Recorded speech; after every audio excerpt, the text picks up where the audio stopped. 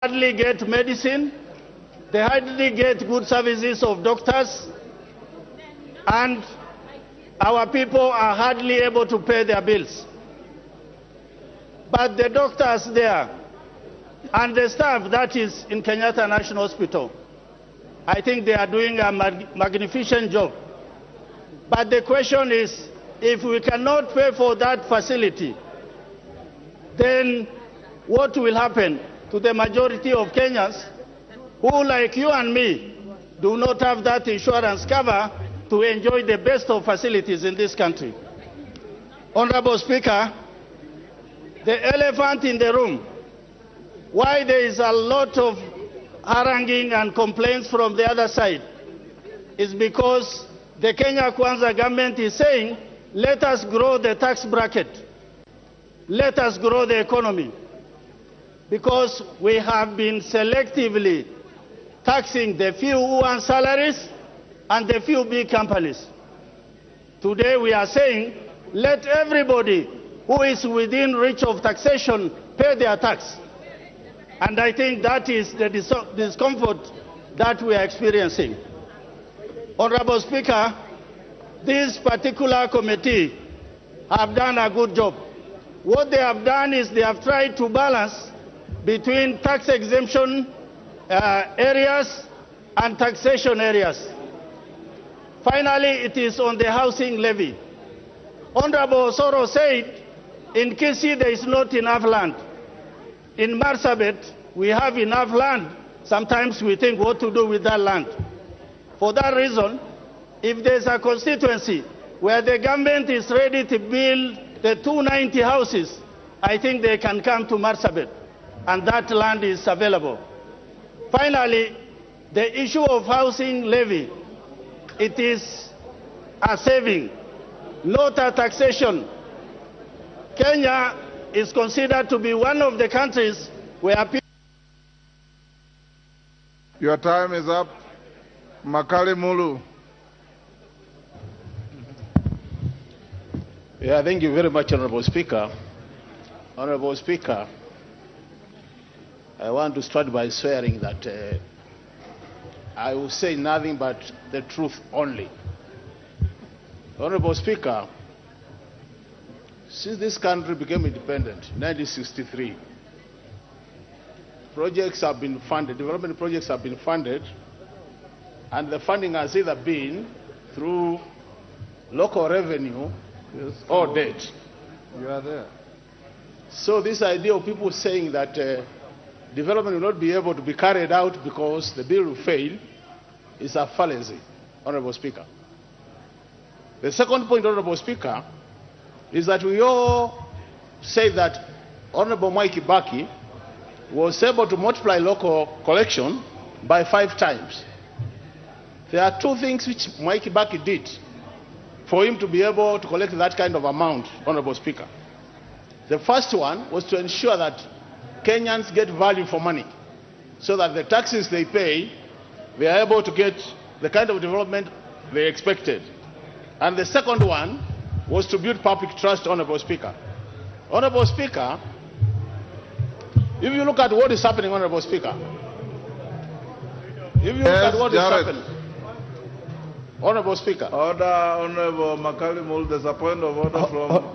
Honorable Speaker, I did not intend to stop my brother from contributing, but I think there is a problem that has just occurred with our machines, Honorable Speaker. Yes. Since I came in, I have been number 5, and now it has gone completely off. And my immediate neighbor on my left is also experiencing a similar challenge, Honorable Speaker.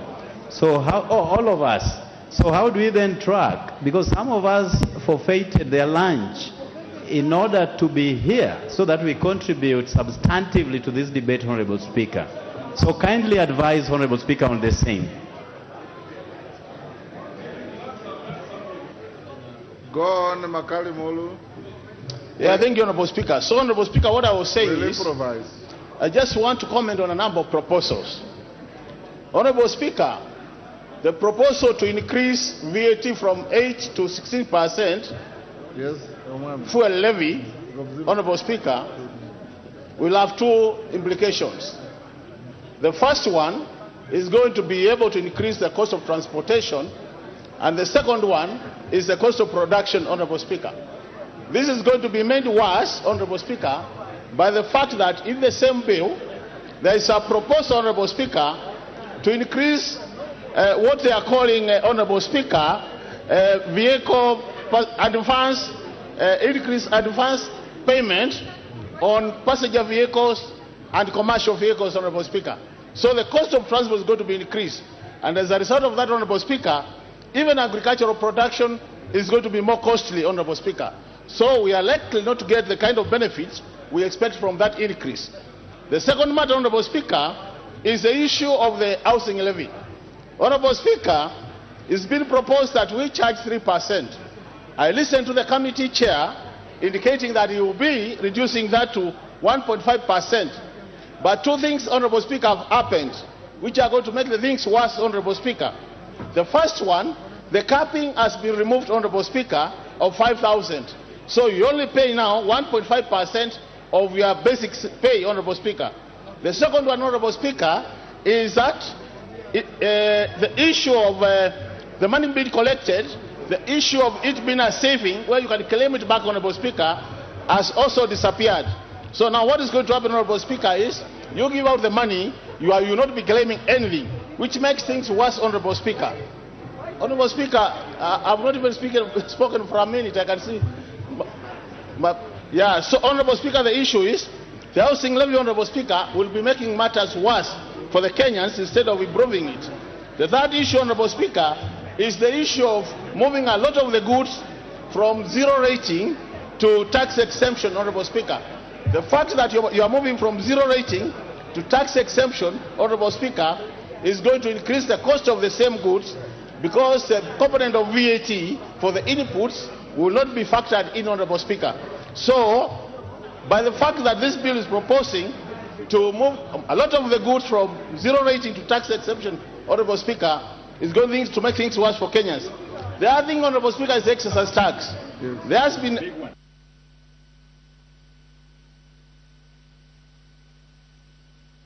We'll even decide that. Okay. Yes. But we'll...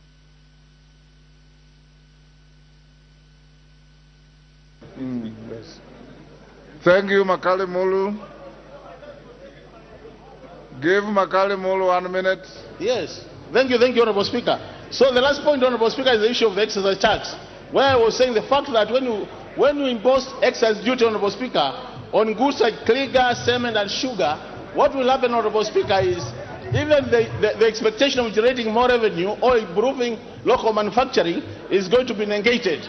On this basis, Honorable Speaker, what I want to say is the way the bill is being proposed by the Finance Committee is making things worse for the Kenyans, and this makes it a very strong candidate for rejection. So on those basis, Honorable Speaker, this bill should be rejected so that we help Kenyans improve their lives. Thank you, Honorable Speaker. Rahim Daud.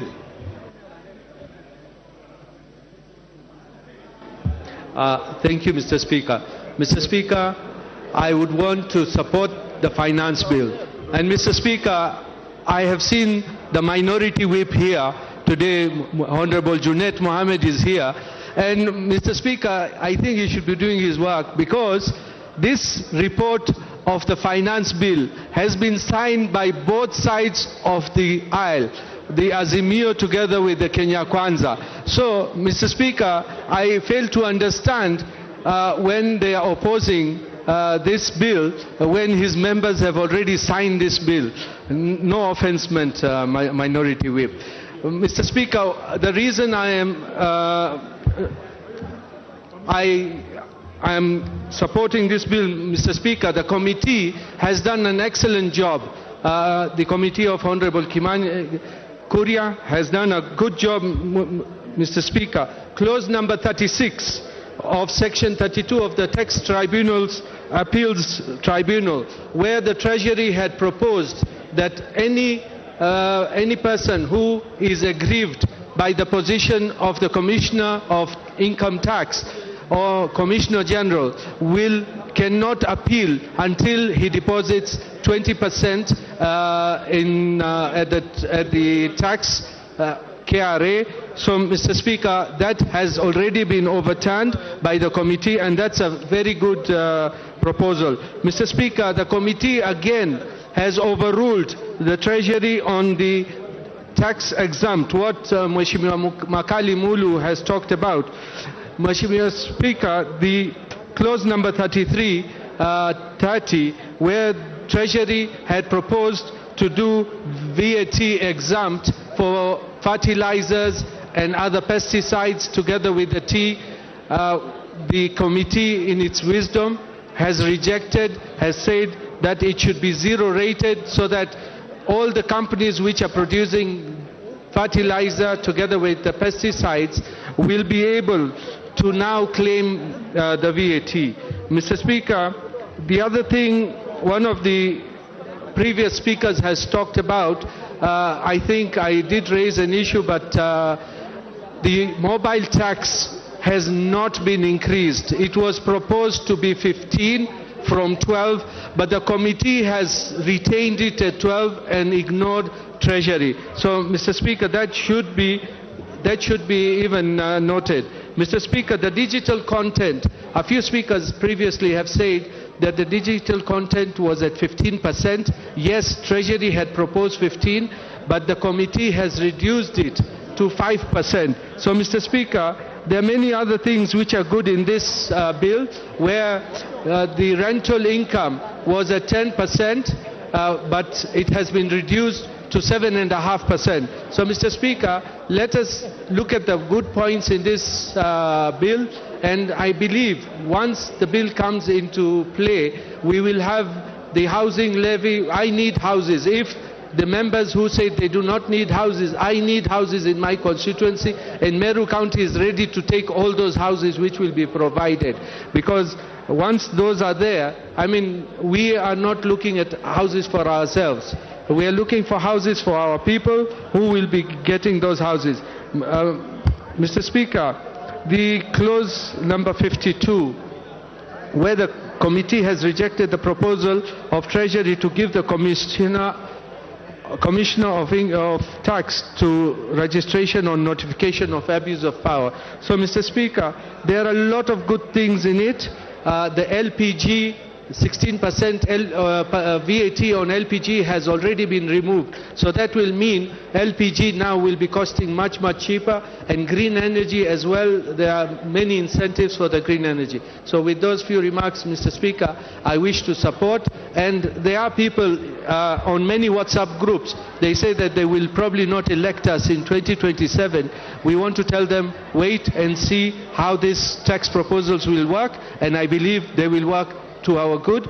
And the Azimio should give us their proposals of the budget, not to pinpoint the bad parts. They should have told us what would they have done differently, rather than criticizing everything what has been done. Thank you, Mr. Speaker, and I support.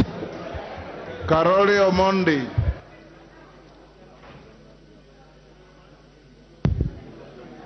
Thank you very much, Right Honourable Speaker, for the opportunity to speak both on the report as well as the finance bill. Mr. Speaker, from my experience, there are three things that normally can tell you the trajectory a country is taking, one of which is the level of savings. The other is the number of patents you can find in that country, and the third one is the money that is allocated to education. And I'm very conscious of the fact that the estimates have been published, and with that in mind, I'm now ready to make my comments on the finance bill. I've noted in the estimates that there's an increment in CDF allocation, probably of 18 to 22 million per constituency. In my case, in Suba South, where we give each student 10,000 shillings, that would mean additional resources for 1,800 students. I've also noted that there's an increase in allocation for the educational sector. I've also noted that there's a reduction on rental income from 10% to tax on rental income from 10% to 7.5%. But most importantly, I've also noted that there's a reduction of budget deficit by about 400 billion, meaning there's generally a reduction on the debt appetite. Mr. Speaker, on the issue of housing levy, let me put it on record that this is one of those areas where the public collective is more important than the individual collective. There are many, many areas where generally the public have to pull together to realize what is called the public good, such as in insurance, medical insurance, and housing schemes. The housing scheme is a very good idea that I would like to support, and I'd like to put it on record that it has been part of our agenda as ODM for a very long time, from 2007. I would like to make it clear that there may be arguments, there may be disagreements on this issue, but for the general public good, the housing levy is a good idea. What I would suggest, there should be a guaranteed minimum return on those who invest in this scheme, which should be benchmarked by the treasury bill, rate for treasury bills, so as to protect the investments against inflation. I would also like to suggest that we should have very robust ring fencing against corruption associated with this project. And finally, I would also like to suggest that we remove the tax on the income received from investments made by the public on housing levy. Mr. Speaker, on the charge on tax on non-residents, I would like to recommend very heavily, because I was not in the committee, that we avoid situations of double taxation or double jeopardy for non-resident Kenyans. And we should respect international obligations that we have under double taxation treaties. An issue that I was going to object to very strongly, but which has been addressed, was the 20% deposit on tax assessment when you appeal against KRA decisions. Mr. Speaker, as a lawyer, you would know those provisions that were proposed were tantamount to overturning the well-known principle of onus of proof on its head. But that has now been overtaken by events, and I'm very happy that that particular issue has been addressed. Mr. Speaker, on the issue of VAT on fuel, I understand very clearly that this is a conditionality from the IMF. But it also demonstrates how we do our politics in Kenya.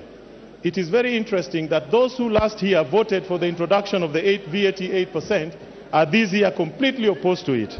And those who opposed it last year are this year completely supporting it. But let me add my voice and say our economy is still very fragile. We can hardly see the early green shoots of a recovery. I would have wished to see very strongly that the 8% is not introduced on fuel levy because of the adverse impact it will have on everybody. On 35% tax, I agree with that. Those who earn more should pay more. Finally, Mr. Speaker, let me put it on record that I think the House should be respected by the various political parties, and members should not be intimidated or arm-twisted on how they should conduct their business in this House. And they should be free to vote the way they wish with their conscience for the public interest. Thank you very much, Mr. Speaker. Order, honorable members. Order. Order, honorable members. Take your seats. Sorry, take your seats. Honorable members, I appreciate the tremendous interest in this debate. On our screen, which has been malfunctioning at times, we have 115 requests. At 5 minutes, it means by 9 when we rise, just about 57 of you will have, no, 67 of you will have spoken. I want to suggest to you, members, and I remember my good English teacher, Roger Hargreaves, said, if you can't make your point in the first minute, you are unlikely to make it in 20 minutes. If you agree, we can reduce a little further to 3 minutes per member, save for the time reserved for the majority leader. If we reduce to 3 minutes per member, then we'll push to ensure that as many of you air your views and go on record on this issue. If you are in agreement, I want to proceed that way. Are we in agreement? Yes. As many as of that opinion say aye. Aye. Will those of the contrary opinion say nay? Nay. The ayes have it.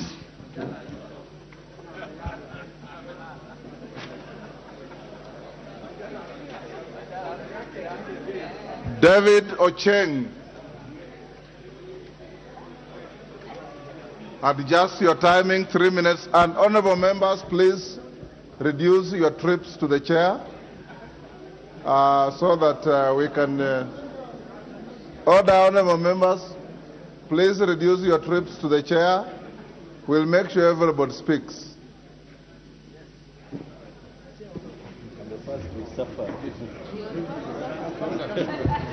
I'm the first to suffer the consequences of 3 minutes. Mr. Speaker, I stand here to support the finance bill, Mr. Speaker, and to state that, Mr. Speaker, the very role of government is to ensure that the country is run in a manner that responds to the needs of the people, Mr. Speaker. Mr. Speaker, the needs of our people are diverse, are many, and can never be met within a year, 2 years, or even in a lifetime, Mr. Speaker. But it's always important for any government to ensure that it's able to satisfy at least the bare minimum of the needs of its citizens, Mr. Speaker. Mr. Speaker, after the budget that we passed last week, it is upon us as a country to ensure that we have resources, to ensure that we are able to implement our agenda. Mr. Speaker, this bill has gone through, in my opinion, the most thorough public participation that any bill has ever gone through. It's like we are changing the Constitution, Mr. Speaker, but we are not. We're just debating a bill that is going to help, Mr. Speaker, create jobs.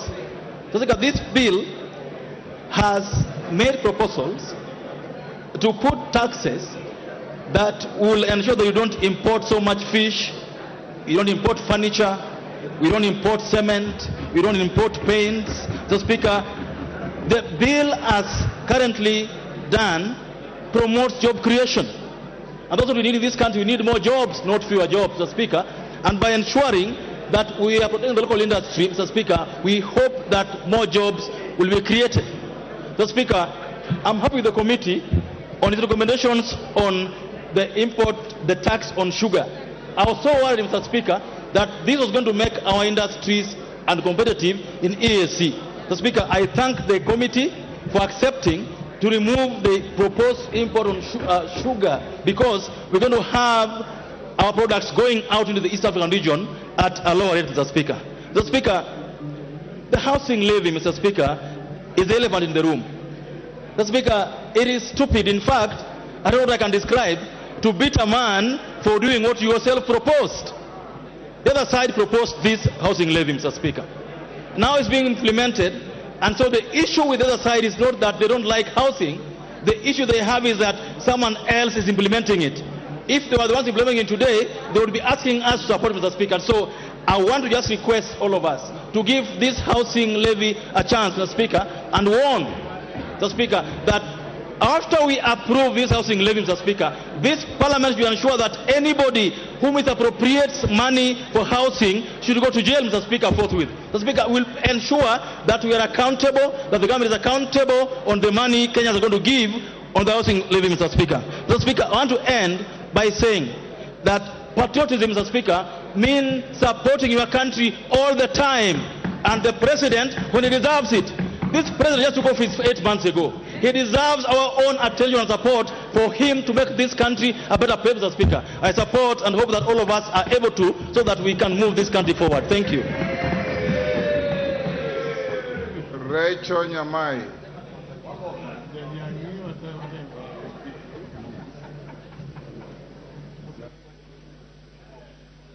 Thank you, Honorable you have Speaker. 3 minutes each. Thank you, Honorable Speaker, for this opportunity. Honorable Speaker, on the onset, I support this bill.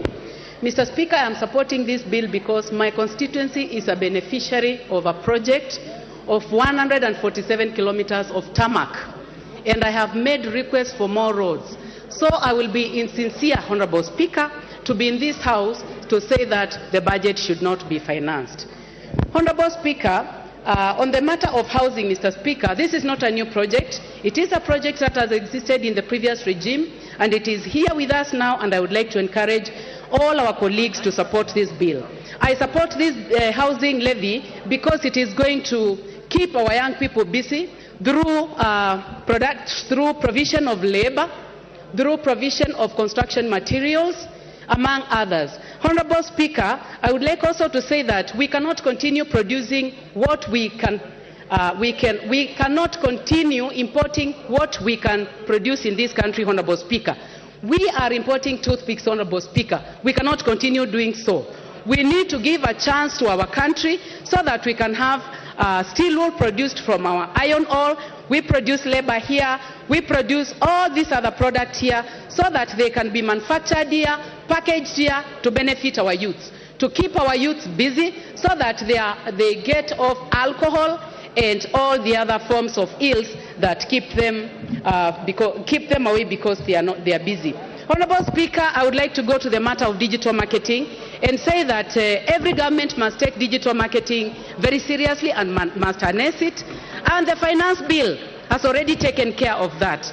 Honorable Speaker, matters to do with Bitcoin, cryptocurrency, pay-per-click, social media marketing, email marketing must be exposed to tax. Honorable Speaker, I would like to go to the matter of production of the content that is being done by our young people, that because our cities are clean, because our lawns are beautiful, our young people are able to produce very good videos that are on sale.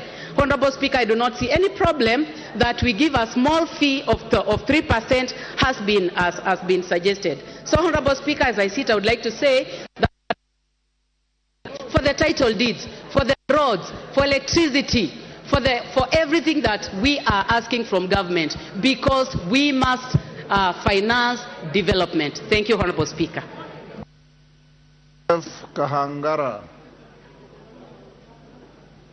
Joseph Kahangara, member for Larry. He's there. How can he be looking this way and not? Joseph, carry on 3 minutes. All right. Thank you very much, Mr. Speaker, for giving me an opportunity also to add my voice to this Finance Bill 2023-2024. And from the onset, Mr. Speaker, let me say that I am supporting this particular bill. And I will start by saying that this being the first budget by the Kenya Kwanza government, we are aware that those people who are opposing the government were already asking what the government has done, because 8 months down the line, there doesn't seem to be much that is happening. But, Mr. Speaker, we are all aware that as the government came into power, of course, we had issues of debts and pending bills, which we've not been able to take care of. And that's one of the reasons why, as a member of Kenya Kwanza, I want to support this particular bill. Mr. Speaker, we've already, as a House, passed already the budget estimates. And in the budget estimates, we talked about money that we have given up for roads, money to go to hospitals to provide medicine, to give water, salaries for civil servants, agriculture, and money to our counties and to our schools. And Mr. Speaker, having passed that as a House, it simply means that we have to provide money to be able to complete these projects which we are promising for people. Many of us here, members of parliament, we keep running to government ministries asking for projects within our areas, because we are elected by the people as their representatives. They expect that we are able to lobby within the government to be able to deliver on projects and many other needs within the constituencies. And as we do that, Mr. Speaker, anytime our president or the leadership would come visiting our constituencies, we'll tell them that we need particular projects. So, Mr. Speaker, let me say that the finance bill is going to provide us with that money so that we are able to be able to give the services to our people. And where I come from in Larry constituency, we need roads, we need water, we need hospitals, and I would actually say that we are consumers of taxes paid by Kenyans. And in that case, I am supporting this bill because we provide the money, my people are going to get the necessary services. I thank you, Mr. Speaker. Rafael Wanjala.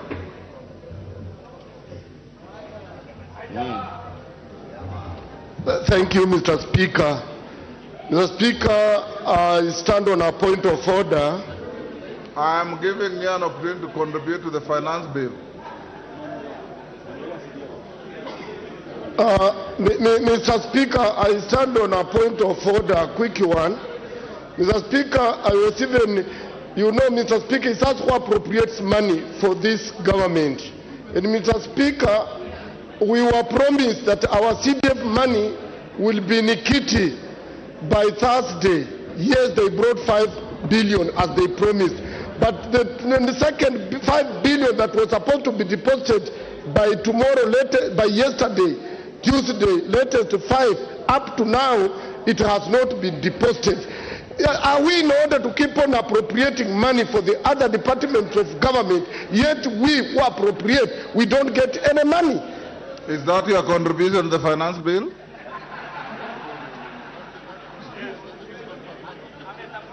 Honorable Angela, take your seat. Before I came to this chamber at 2:30, order, Honorable Koyo. Before I came to this chamber at 2:30, I confirmed that the second tranche of 5 billion CDF disbursement was done yesterday, and it has hit the account of the CDF management. You may cross-check, but I checked with the Treasury, and Order Angela,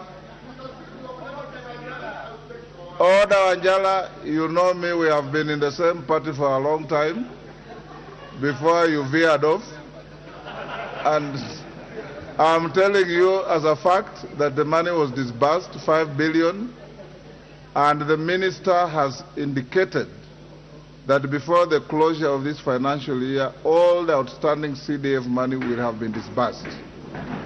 I know, Pasaris, you want to ask about the Women Fund. The two are congenital twins. The two are congenital twins. They go together.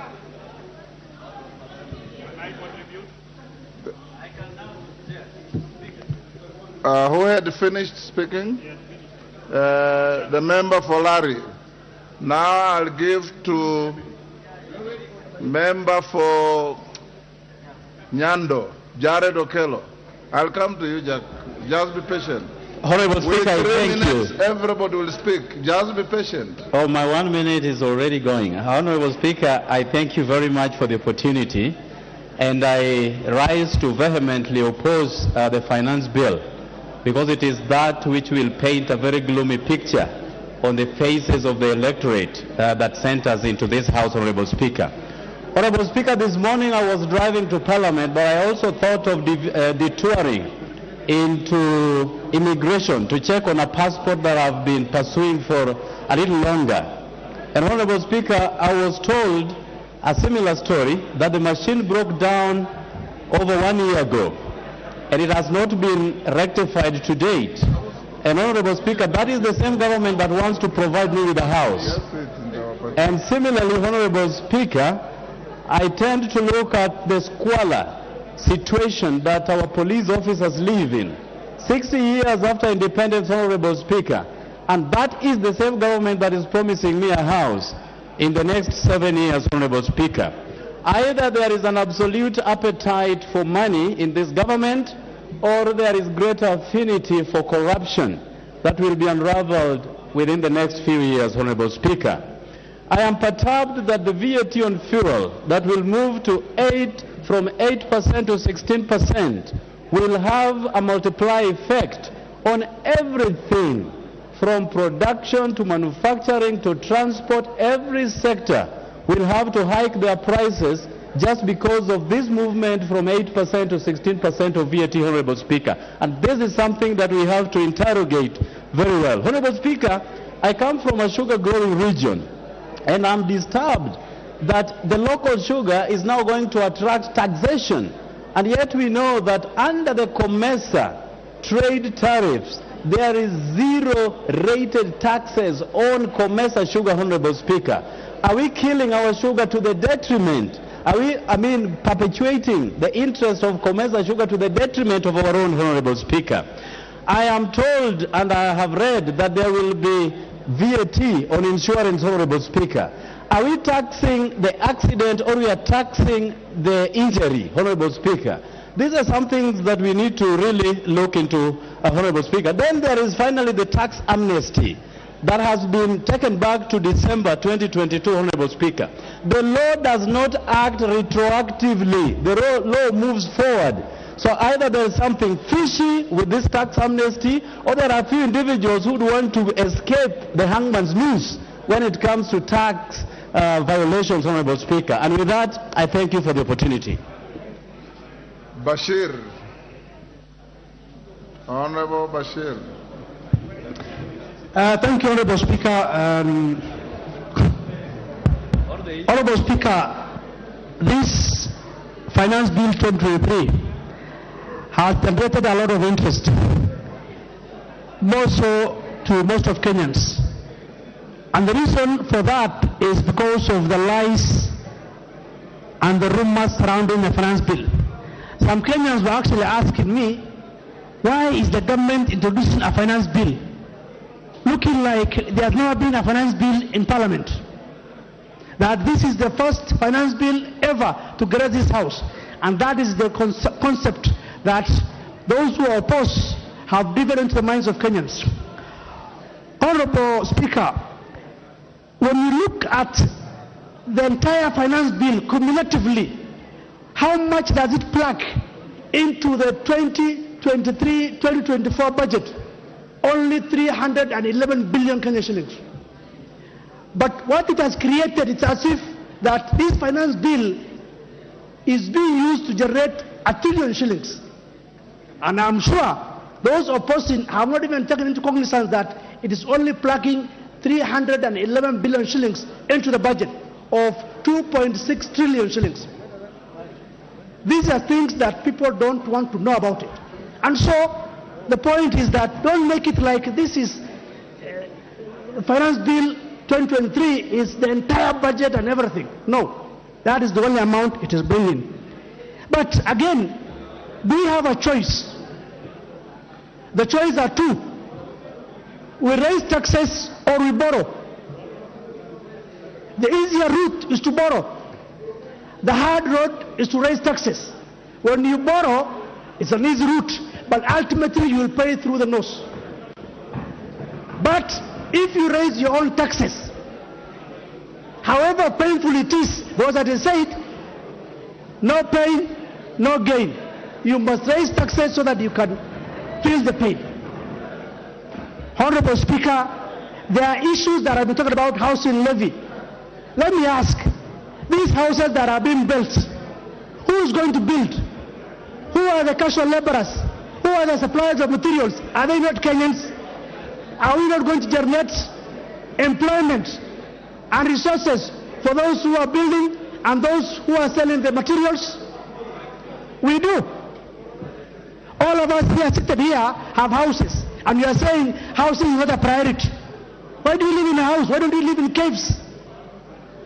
Let's not cheat Kenyans. The amount that we raise is supposed to be used for welfare and service. Anthony Oloch.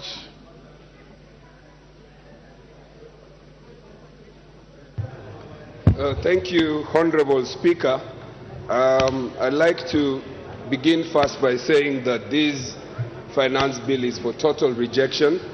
Honorable Speaker, my preliminary point is to invite this House, and particularly, Honorable Speaker, that you issue directions and a ruling on the bill in light of the supporting reports, and we were invited to study both.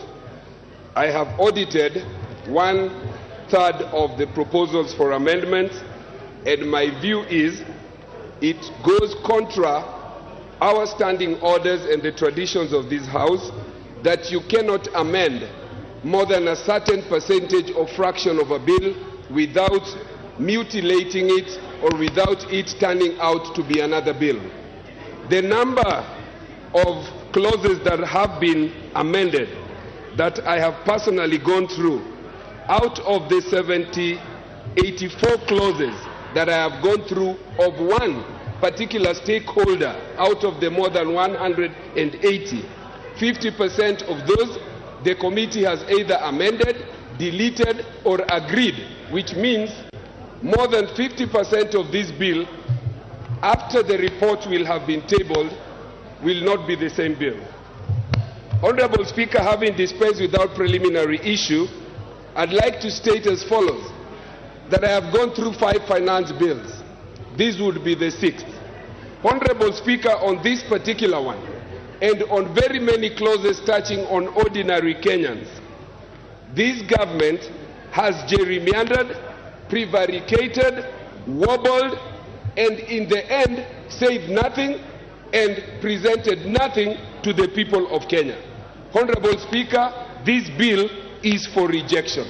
It is for rejection because this bill is not only punitive, it is selective and creates classes among the people of Kenya, inequality, and it is contrary to provisions of the Constitution, in particular Article 40, that establishes proprietary ownership over salaries and earnings of individuals.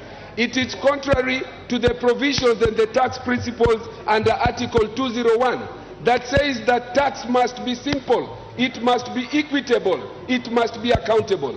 When you put in place a housing levy in which you yourself do not know whether it is a levy or a tax, if it's a tax, then you cannot say that people will come and seek for refund. If it is a saving, then it is voluntary. Honorable Speaker, there are many other reasons why the bills will be rejected. I stand here to support many and most of our colleagues who have said that. Honorable Kaitani.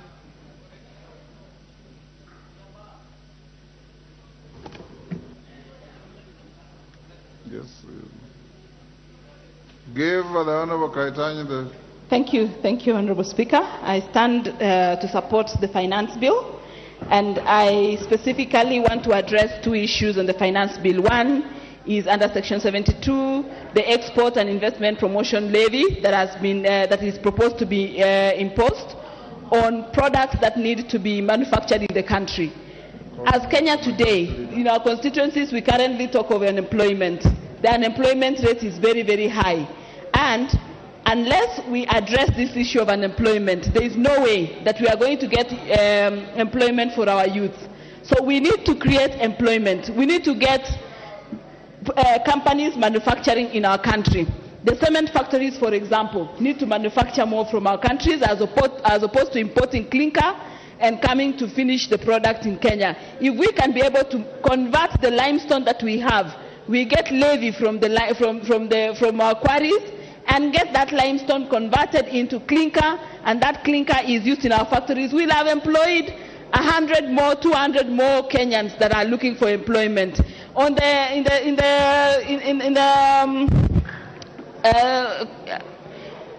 the sectors of roads and iron, we know that a lot of iron is imported. If we can be able to manufacture most of this iron, we know companies that manufacture right now, and the kind of number of employees that they have is about, they go into thousands. So by creating employment, by creating this levy, we are encouraging employment in our country. The second aspect that I want to raise is on the housing fund. Many issues have been raised on the housing fund, and I want to thank our president for thinking futuristic. Our population is growing. We were 40 million Kenyans the other day. Today we are talking about 50 million Kenyans. By 2030 we'll be talking about 60, 70 million Kenyans. If we don't think about where these Kenyans are going to live in 2030, then I think we are not being futuristic. Let's look at the forefathers, our forefathers who thought about our independence, fought for us, and today we are enjoying the kind of freedom that we have from that fight. Today, let's look at our employment. We talk about 3 basic commodities when we are taught in school: food, shelter, and accommodation. Food, shelter, and clothing. The other day, as the mere people are carrying sufurias, now we have food in the shambas. Now we want to talk about housing, sort out matters housing, so that 10 years from now we will have a house. This person in Aldai, who currently does not have a house, in 5 years' time they'll be able to have a house. And for Donya, who said she'll have a house, her and her husband, they can use the other house to rent as they live in one of the houses. So you don't have to live in both houses. You can live in one and rent the other, and you get additional income.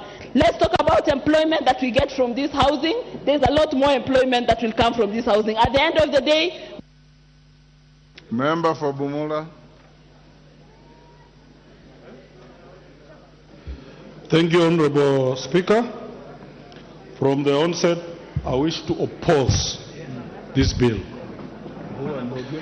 Honorable Speaker, Clause 17 proposes to tax the entire business income of members, clubs, trade associations, and women chamas.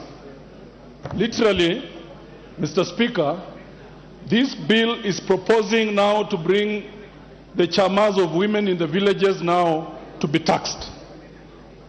If you can remember, honorable members, this government came into power riding on the hustler nation mantra. Women in chamas, are they hustlers or are they people with means? Two, Mr. Speaker, this bill introduces a turnover tax which now targets the small businesses. Now, if you are a mama mboga, you are in the village, you have your daily sales at 1,370. Know that Ruto's government is coming for you, and now they are coming to tax you. Now, if you go to a level of taxing mama mbogas, what government are you? What hustlers are you protecting, Honorable Speaker? And it's on that note that I oppose this bill, because most of our border borders who helped this government a lot, border borders who went round saying we are hustlers, Now I want to tangazia those border borders that your days are numbered. Ruto's government is coming for you. If you are a border and you get anything in excess of 1,370, know that you are going to be taxed. Honorable Speaker, this government has employed or proposed to employ a lot of KRA people to ensure that now they will start going around harassing these mamas in the villages to ensure that pay tax, to ensure that borders pay tax. We are saying no to this bill because it's going to frustrate our people. Lastly, Mr. Speaker, Honorable Chungwa is harassing me, but you cannot go anywhere, Honorable Chungwa, with this. Lastly, Mr. Speaker, the bill proposes to tax this housing tax. It proposes to tax civil servants who in the end, Honorable Speaker, there is no framework that defines how they are going to be allocated these houses, how they are going to get their money back. And on that note, I say no. Majority Leader, you can now have you have 15 minutes. Thank you, Honorable Speaker.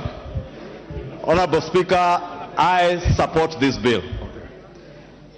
Honorable Speaker, as I support this bill, Honorable Speaker, let me just begin by pointing out the three critical issues that I see this bill proposing to do. One is to raise revenue to meet the expenditure of our national government and our county governments. The revenue expenditure that we approved yesterday and even supplied to ministries.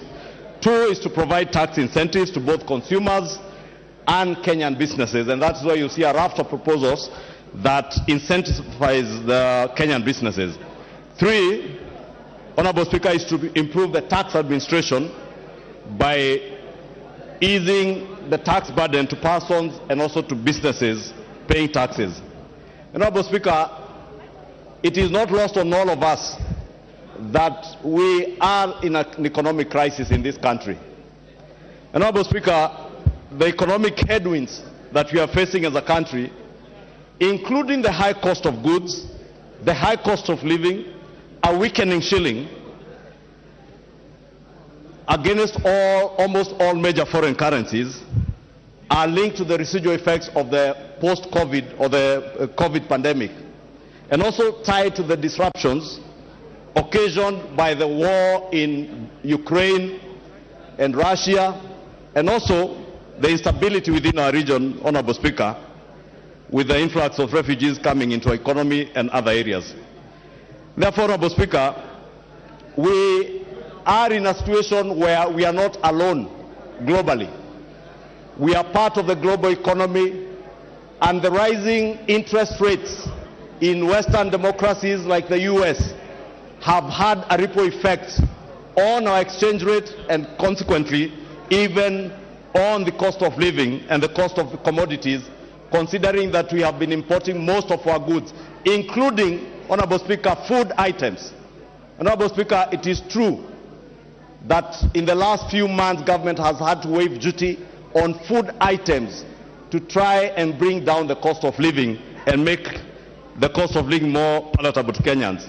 Honorable Speaker, this finance bill of 2023, and I must thank the chair of the Committee of Finance and all the members of the entire 15 members who sit in this committee, because for the first time, Honorable Speaker, Kenyans, even Kenyans who never knew what a finance bill entails, have had the opportunity to interact with this document and appreciate that there is something called a finance bill that raises revenue for government. Because Kenyans, Honorable Speaker, wherever you go to your constituency, Kenyans are asking for development projects. But they never ask themselves, where does that money come from? But from the engagement the committee had with members of the public through the public participation, Kenyans now have come to appreciate what it takes for government to be able to raise money, Honorable Speaker. However, Honorable Speaker, this is one of the finance bills that have been vilified more than any other bill in the history of our legislative processes in this House. But, Honorable Speaker, the vilification has been informed by misinformation, a lot of propaganda, a lot of insinuations and disinformation of things that are not even in the bill. But the third thing, Honorable Speaker, is that even as we sit here today, there are members who have not even interacted with either the bill or even the committee's report. And Honorable Speaker, you have had members stand here and say, oh, our beautiful ladies, their wigs and all the other decorative items they use are being taxed. But if you interact with this report, the Finance Committee's report, on page 169, I see the committee report has dropped that particular provision. Honorable Speaker, I have had a member here, the member for Nyando, say that we are now taxing accidents, that insurance compensation will now be taxed. And I did hear even a veteran member like the member for Kathiani, the Honorable Robert Bui. And I confronted him that day when I saw him on radio speaking. And I asked him, Mheshimiwa, where in this bill did you read that people will be taxed for insurance compensation? And Honorable Speaker, if I draw reference, because it's good, to page 240 of the bill, this bill talks about taxation of input VAT on taxable supplies that you are being compensated after loss on input tax that you had already claimed against your output tax. Honorable Speaker, for someone who does not appreciate finances and taxation, it may be too much English. And maybe a number of us have been misleading Kenyans out there in funerals, in rallies, out of not knowing. But I want to confirm to the people of Kenya that a lot of the misinformation and propaganda that has been used to vilify this bill is untrue. There is no person who will have an accident and you'll be forced or you'll be required to pay VAT on your insurance compensation out of an accident. It is only on taxable supplies where you had claimed input tax, Honorable Speaker. Honorable Speaker, as we vilified this bill, Honorable Speaker, we forgot all the good elements about this bill, and I appreciate what many members, especially my colleagues in the minority, have been saying. I reject this bill in totality. As you reject this bill in totality, be kind enough to inform Kenyans that income tax on rental income is falling from 10 to 7.5%, but nobody says that. We only talk about what is going up, only VAT on fuel. And even VAT on fuel, Your Honorable Speaker, is not a new thing. We were here in 2018 on this floor. The same mouths today that are vilifying the rise of 8% to 16% advocated for the 8% that exists today from 0%. The same voices, Honorable Speaker, that vilify the housing levy today And I saw someone on social media, somebody asking, did President William Ruto borrow this from the former Prime Minister? Because in the Azimio manifesto, I'm told the housing levy was part and parcel of that manifesto at 1.5%. Therefore, at least on this one thing, our two manifestos between the two competing political coalitions, we were agreed that there was a need for housing in this country. But today you will hear members asking, who asked you for a house? As much as nobody has asked me for a house, every day I walk around my constituency, young men and women asking me for jobs. How the housing agenda is much more beyond houses. It is about the creation of jobs. It is about the creation of wealth. It is about spurring economic development and economic growth in this economy that will be unmatched from the heavy investment that will come out of this housing levy. And I think since we are all agreed on the need for this housing levy, and I did hear two members in the morning, lawyers of high esteem, one of them is a senior counsel, Honorable Speaker, say, you know, the housing is a devolved function under Schedule 4 of the Constitution. But also forgot to mention that under Article 43 of the Constitution, housing is a fundamental human right that government is required to provide to the people of Kenya. And I couldn't bear not ask myself as I watched the Honorable Tienda Amolo in the morning trying to prosecute that case, and ask myself, if we were to argue that way, that we cannot tax Kenyans to provide housing to Kenyans, why are we taxing Kenyans to provide health care that is devolved? Why are you taxing Kenyans to provide water that is devolved, Honorable Speaker? Honorable Speaker, this bill has huge incentives for our manufacturing sector. It is true under the last regime, the Jubilee regime, prior to 2017, post-2018, after the handshake, the Big Four agenda had some of these proposals to grow our manufacturing contribution to GDP from 7 to 9%, or rather from 9 to 15%, Honorable Speaker. Instead, it fell from 9 to 7%. What is your point of order? Honorable Speaker, I think the majority leader has a duty to be factual in terms of our standing orders. I think it is not factual for the majority leader to stand here and tell Kenyans about the issue of the devolved functions on housing, while at the same time I'm raising on the question of the required to be factual. Standing order number 91. You will not intimidate me. You know that I am not capable of being intimidated, so shut up. You cannot intimidate me. Order. So, Order. Order. Honorable, have you prosecuted your point of order? I have not finished, and my point of order is very well founded. It is required that anybody who presents their need are required to be factual. And even though the government taxes on everything, the duty to implement it is a fact. It is not on government. And on this taxation bill, it has not been put anywhere that this will be implemented by the county. Is the majority leader in order? And please remember, KK, you cannot intimidate me. You cannot. Ichungwa, carry on. Honorable Speaker, I choose to ignore that for obvious reasons. Honorable Speaker, I was on incentives. And Honorable Speaker, this bill proposes a raft of incentives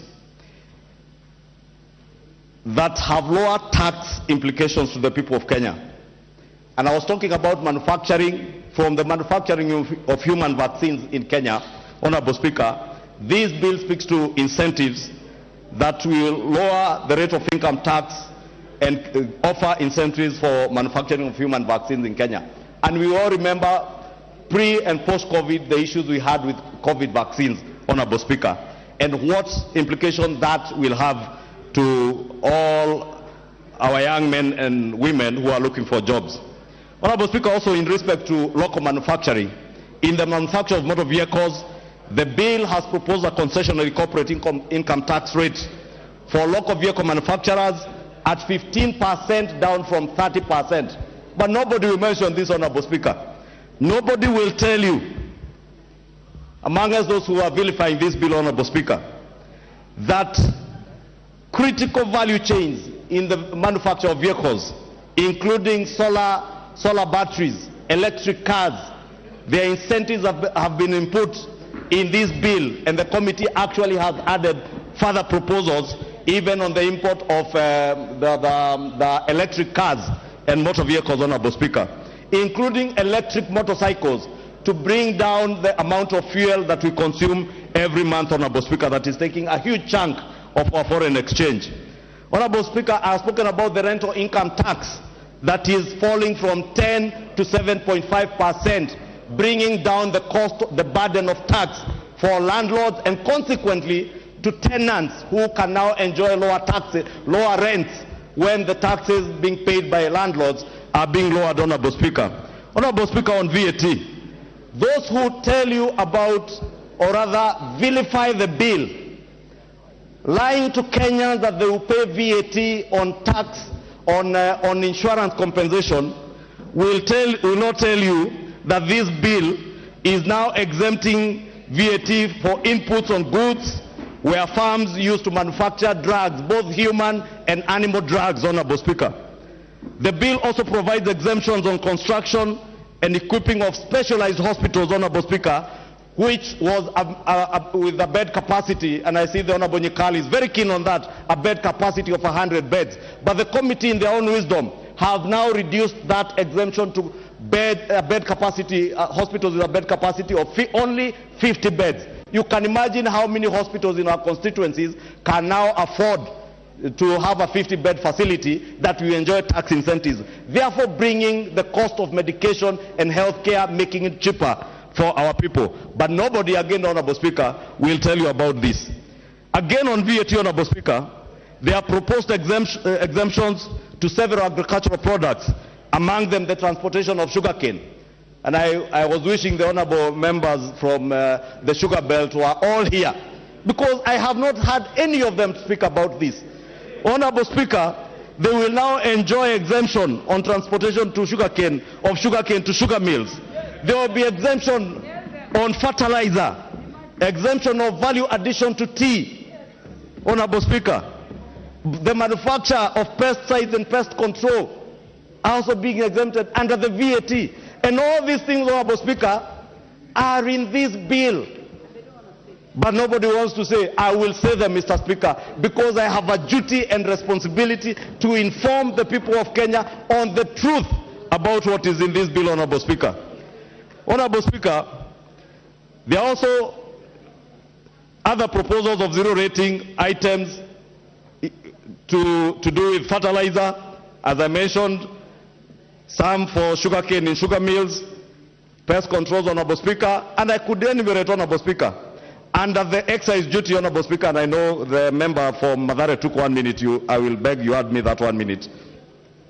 Under the Excise Duty Act, Honorable Speaker, a raft of measures also, which will have a benefit to the business community, have been enlisted in this bill, and the committee, if you interact with the report, Honorable Junet, has improved on those proposals.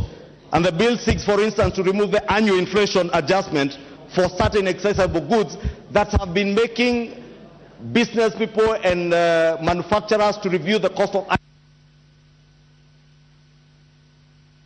Give him 2 minutes. Honorable Speaker, the review of cost of prices were occasioned by the review of inflation on excise duty. This now will become a thing of the past. Honorable Speaker, from the lake region, the coastal belt, where we are producing fish, you are not telling your communities and your voters that we are now protecting the fish industry with a 20% levy, which unfortunately the committee has reviewed to 10%. And this is to protect fish farmers in this country, and not just in Nyanza or the coast. Even fish farmers in Ondile, in Kikuyu, are now protected from cheap imports. And we have seen Chinese trawlers, Chinese coming, let me not mention countries, Honorable Speaker, apologies for that, but we have seen foreigners importing fish into our country, destroying our local farmers. We are protecting those people, but nobody is speaking about them. Allow me, Mr. Speaker, to speak about them. Honorable Speaker, other than the fish, imported furniture, Honorable Speaker, If you walk through all government offices, including our constituency offices, Honorable Speaker, we use imported furniture. There is now a levy of 30% on imported furniture to make sure that hustlers producing furniture on Gong Road, Karioko, Kariobangi, in Kikuyu, Makutano, they are able to produce furniture and be able to sell them even to government institutions, Honorable Speaker. But we are not speaking about this. It is easier to vilify this bill. It is easier to sell lies and propaganda like those I have seen in Kiambu County, lying to people that even the stores that carry milk are being taxed. But they are not telling them that there are incentives for local chocolate manufacturers who use milk that will come from farmers in Githunguri, in Kiambu, or in Limuru. It is easier to sell lies, Honorable Speaker, but allow me to support this bill with nothing but the truth that is contained in this bill. And as I close, Honorable Speaker, I want to speak to the people of Kenya. You have been told many things vilifying this bill that are untrue. I want to assure you, should this House approve this bill, together with the amendments being proposed by the committee, you will see, you will not be as hurt as those who vilify this bill, as those who lie to you have made you believe. You will come to see it is only for your good, because we are here to represent you, to do and act in the best interest of the people without being directed by any other interests other than the interest of rising our economy from where it was left by the handshake regime and those who were there before us. And finally, Honorable Speaker, knowing and appreciating what has been said, we have two choices: to either raise taxes from the people of Kenya and finance the expenditures that we all approved here last night, or to go out and borrow. But we said and we committed as a Kenya Kwanza government, we shall not sink this country into a deeper economic hole by borrowing. We shall be innovative. There are innovations to tap into new taxes, like the digital economy, Honorable Speaker. And I appreciate the committee has brought the digital content providers from 15% to 5%. But there are also digital assets like the cryptocurrencies, Honorable Speaker, that are not being taxed. We are tapping into those things to be able to raise more taxes and expand the tax base. Finally, Honorable Speaker, let us not lie to Kenyans. If there are people who will pay more out of this, it is the rich. It is the rich who are earning 800,000, 500,000 shillings and above, who will pay more in terms of pay as you earn. Honorable Speaker, the other things that have been said about the hair products, I did mention all those things are things in the past. The hustlers in the kinyozi salons are protected by the Finance Committee. Therefore, let us not vilify that what is good for political expediency. Let us, borrowing the words of my brother David Ochieng, let us be patriotic enough. If the housing levy in the Azimio coalition manifesto was a good thing, it is a good thing in the Kenya Kwanza manifesto, Kenya Kwanza implementing it. If it was a good thing not to overborrow in the Azimio manifesto, it is a good thing for the Kenya Kwanza government not to overborrow and raise taxes, raise revenues to make our country more sustainable and more economically independent, Honorable Speaker. And therefore, for the good of our country, I beg all of you, as we close this debate, Honorable Speaker, as I close my submission, I beg all of you, be patriotic. Be patriotic. Be patriotic. Love your country. Love your country more than you love politics and people clapping for you out there. They will clap at you. They will clap for you. But they Junaid Mohammed. Thank you, Honorable Speaker. Honorable Speaker, I stand to oppose the finance bill. Oh yeah, Honorable Speaker. Honorable Speaker, I think this is the 11th finance bill that I'm participating in this House, Mr. Speaker. And Mr. Speaker, this is one of the most controversial finance bill I've ever seen. And there must be a reason for that. Because we have seen 11 finance bills before, for those who are with me here, and you can see the controversy it has created in the country. And we have a destiny as a parliament, Mr. Speaker. We have a date with the destiny this time, Mr. Speaker. Mr. Speaker, from the onset I want to say that When we were passing the VAT bill, the VAT on fuel in 2018, Mr. Speaker, it is on record that I am the one who brought the amendment. When the proposal was brought by the executive to raise taxes from 0% to 16%, I am the one who brought the amendment to the finance bill to reduce it to 0%. And that is one thing that was agreed unanimously by the whole House. And I remember even the Speaker then, J.B. Muturi, was supposed to subject that matter to Article 114 of the Constitution, but he waived it on the floor of the House, and he said the amendment should come directly to the floor of the House. And in the end, an agreement was made in the House here that we go to 8% and not 16%. Mr. Speaker, that 16% is the poison chalice that is in this finance bill, Mr. Speaker. Once we implement the 16% on fuel levy, everything else will go up in this country, Mr. Speaker. Let us not hide ourselves. Let us not close our eyes on reality. Let us be truthful to Kenyans. Let us not accept that. I'm told the proposal might be from IMF, from where. Let us not care. This House must stand together and stand with the people of Kenya, because we must make life bearable for them. That is our work. That's why they elected for us.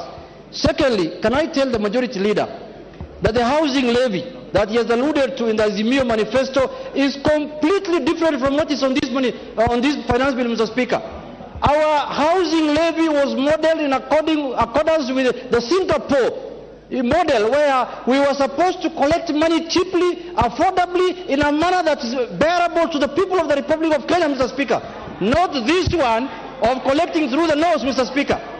Mr. Speaker, I participated in when they were formulating the Azimio manifesto. But Mr. Speaker, it is completely different. It is like day and night. Don't use the Azimio manifesto as an example. If we were allowed to donate that Azimio manifesto to you, every Kenyan today will be happy and will be supporting this bill, Mr. Speaker. Mr. Speaker, I want to say this, that let us be careful as members of Parliament, because Kenyans are looking up to this House. This bill was prepared by the executive, but it is the House that has the final say on it, Mr. Speaker. That is why they say there is no taxation without representation. That is why we are here to safeguard the interests of the public. So don't be cheated that when this House passes the bill, the executive will wash their hands on us. They will say it is Parliament that passed the bill. It's not them. I can assure you that. You wait until it is passed. Let us scrutinize this bill properly. Let us make sure that it is passed in a manner that is for the well-being of the people of Kenya. Mr. Speaker, we are discussing here big projects, housing, we are discussing many big things, roads, flyovers and everything. People of Kenya today, Mr. Speaker, are discussing food. They are discussing what to eat, how to clothe, and how to take their children to school, Mr. Speaker. Let us not speak to them like the famous French queen, what was her name? Mr. Speaker, can you help me? Antoinette Mariette. The woman, the lady who said when her people were hungry and they were asking for bread, she told the people, you can serve them with cake. Mr. Speaker, let us not go that direction. Let us serve Kenyans with food so they can go to school. They can go to bed when they are not hungry, Mr. Speaker. Mr. Speaker, in conclusion, I want to say, this bill is going now to the third reading. We have a chance to rectify this bill as a House. Let us not be pushed to a corner. Whether you're in Kenya Kwanza, whether you're in Azimio, let us not be pushed to a corner by the authors of the bill. Let us file ranks, let us come together, let us scrutinize this bill clause by clause and remove the ones that are offensive and oppressive, and we pass the ones which are not oppressive. But if we want to do it the way other bills were done before here, which I don't want to repeat the same mistakes, the people... Ole Sunguya.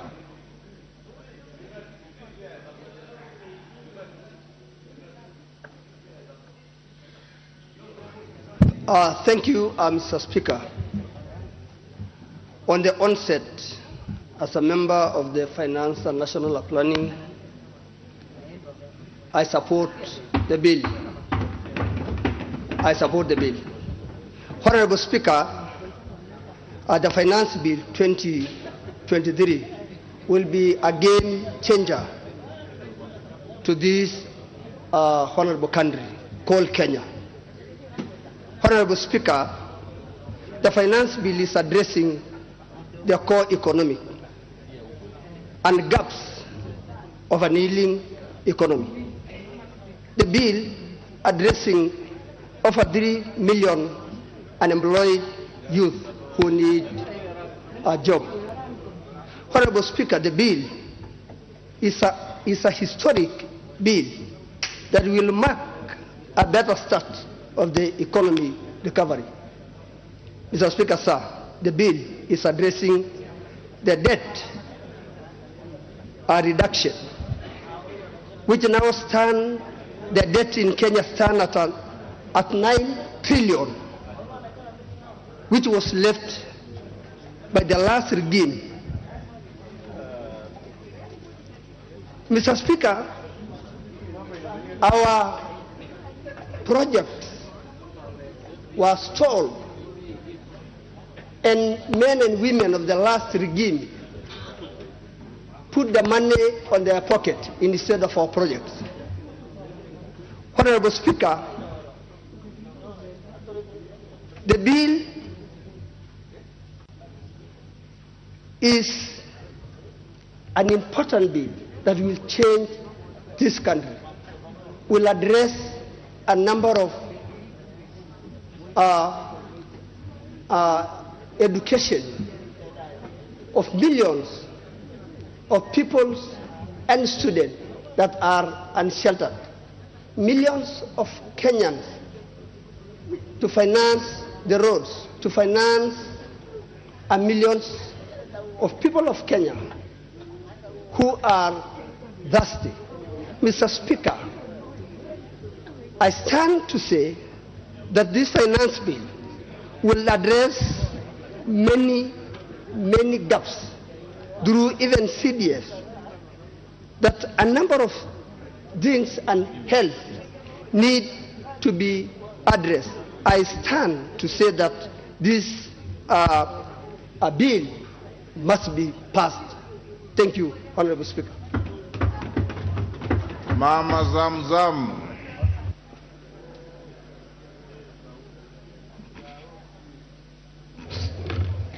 Honorable Speaker, I rise to oppose this bill.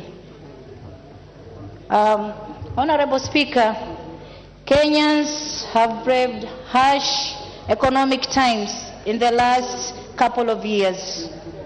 And despite promises and reverse the situation by the current regime, things seems to be getting worse day by day. The continued rise in fuel prices and free fall of Kenya's shillings have affected prices of basic commodities in this country, and thus driving the inflation rate above 90% in recent months. Mr. Speaker, sir, I was looking at this bill, and I'm looking at the increase in the VAT of petroleum products from 8% to 16%. And I'm asking myself, how are we going to improve production if at all we are going to add this amount of tax from the previous years? Actually, we are going to run down the curve, and I believe that we are no longer going to collect more taxes.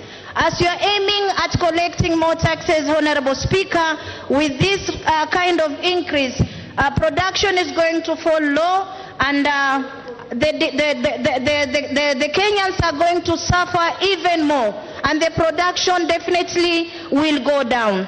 Mr. Speaker, sir, introduction of Kenya shillings 5 excise duty per sugar, per 1 kilogram of sugar, will also affect our people, given that we are currently buying sugar at 250 per kg. You can imagine adding more 5 bob on sugar is going to affect our people, Mr. Speaker.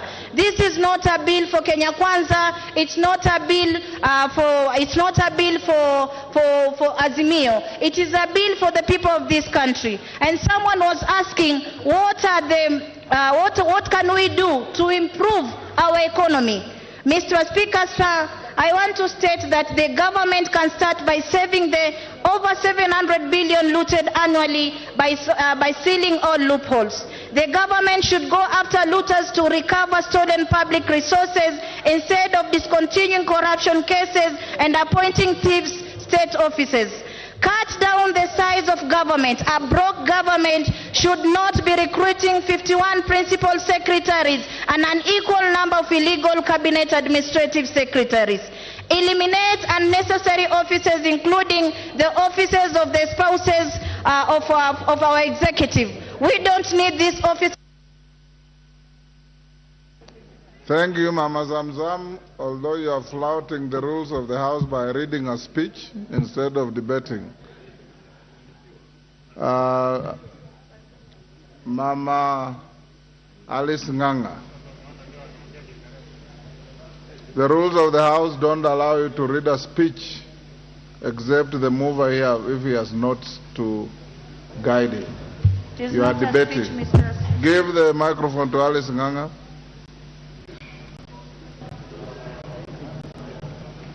What's the problem?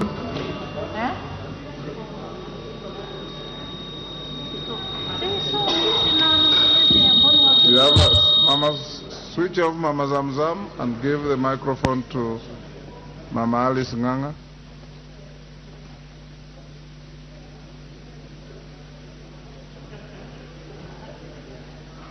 Give a portable microphone if you are not able to give that. Thank you very much, Honorable Speaker.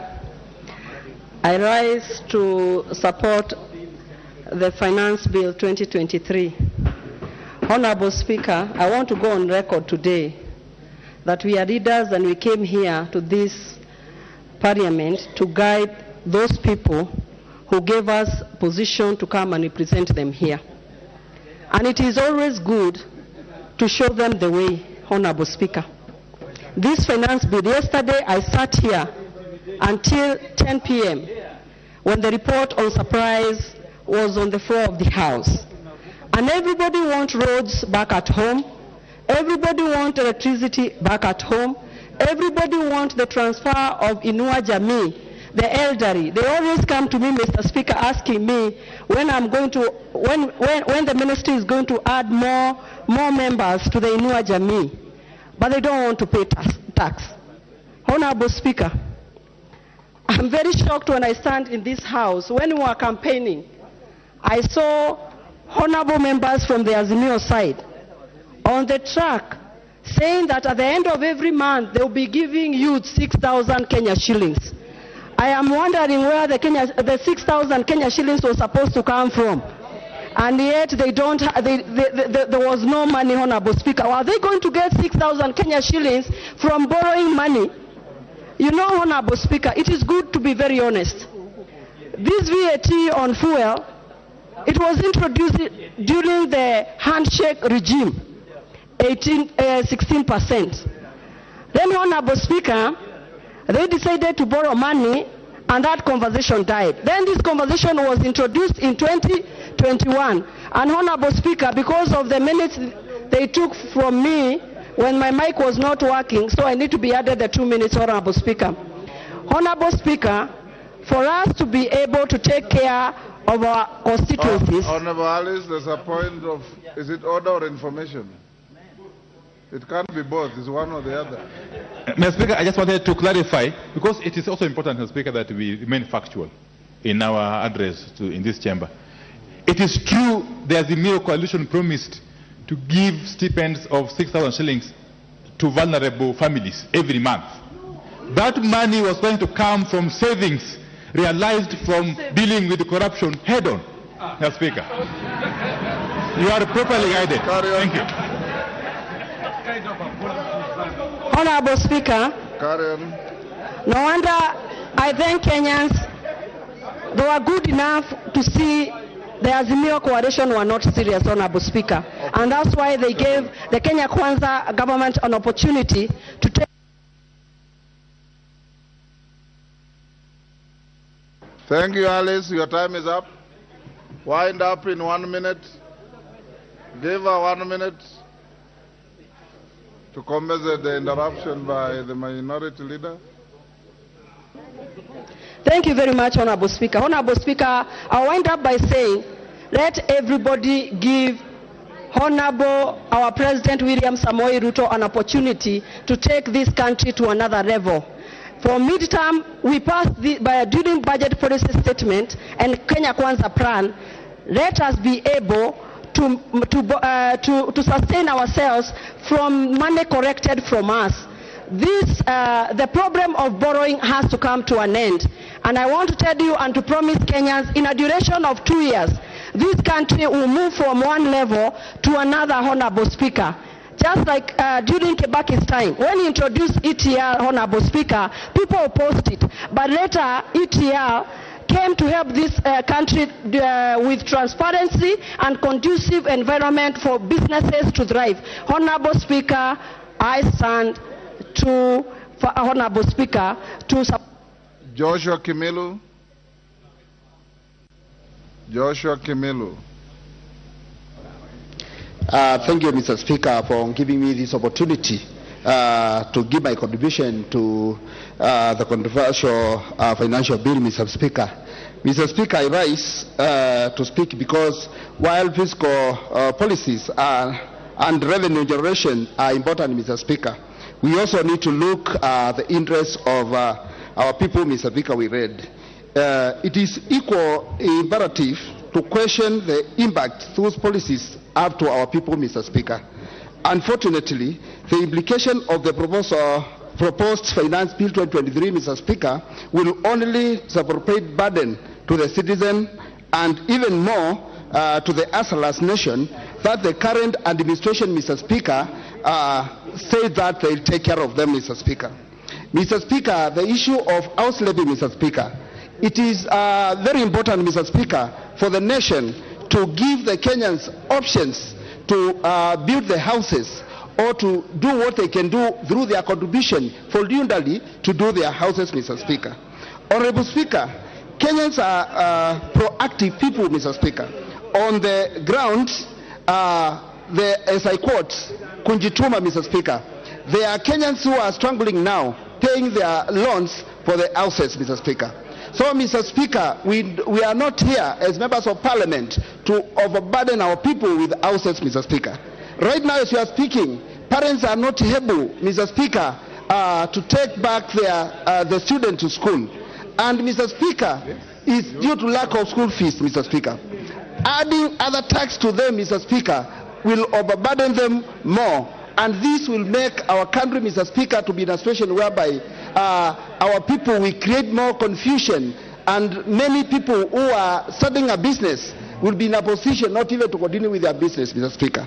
So, Mr. Speaker, I take this opportunity and I represent my people from Kaiti, who I represent here, Mr. Speaker, to say no to this financial bill. Thank you. Mwangi Kinjuri.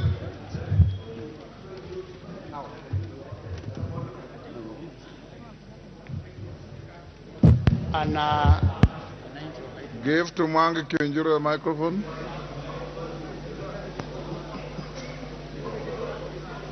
Give him the next, move to the next one.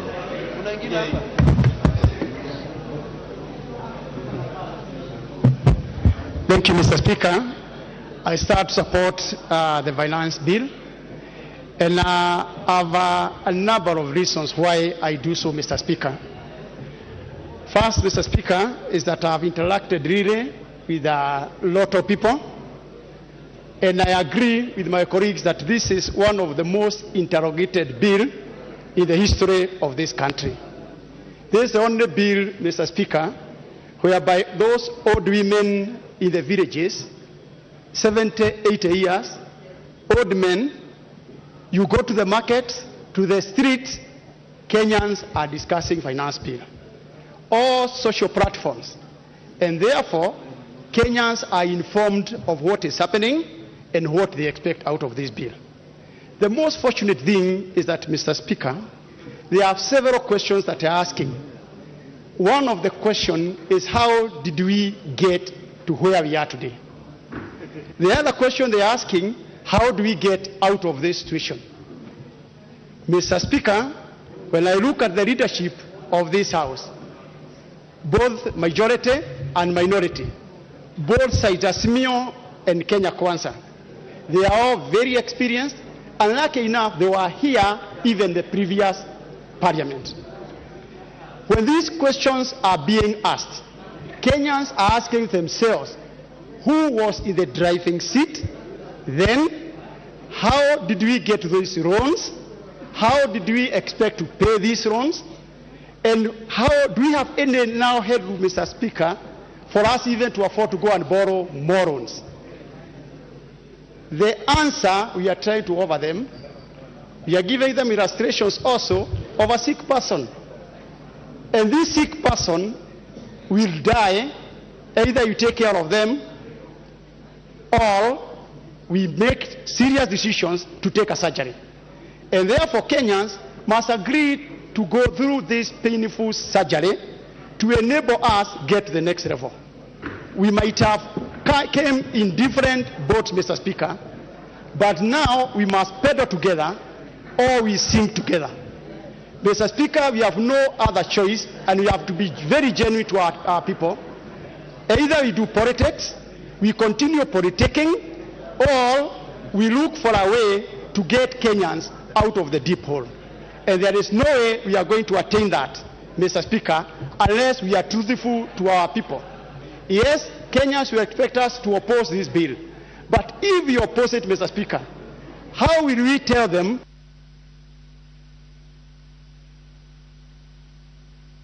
Your time is up, Kinjuri. Umulkhair.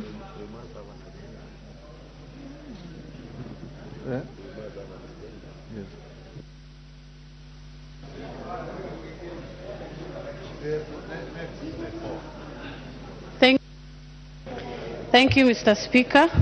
I rise to oppose this motion, this debate, because of the various factors. Number one is the digital tax.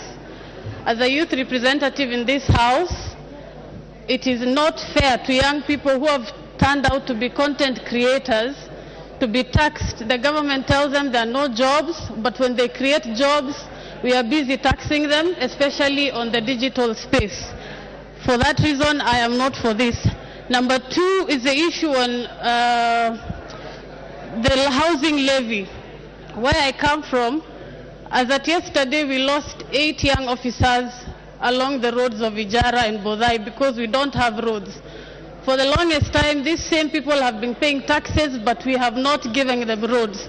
Here we are telling them, forget about roads, we'll give you houses. How is that fair? It is not a priority for us because we have houses and we are ready to have our roads built fast.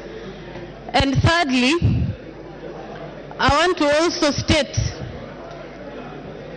that our Azimio side, when we were talking about housing levy, we were not planning to tax Kenyans. So let us not use that as an excuse. We had a better plan. Approach the owners of the idea so that we can tell you how we were planning to provide houses. And on my final remarks as a Muslim leader, this is unfair. It is not fair to judge to provide all these burdens for Kenyans. And without fear of intimidation, if we are to go to the ballot today, Kenya Kwanza leaders are going to see what Azimio One Touch saw in 1906. That finance bill is going to fail, and it is not going to be an honest point because we know where you stand. You are only scared to come out. Thank you, Mr. Speaker. Your time is up. Didimas.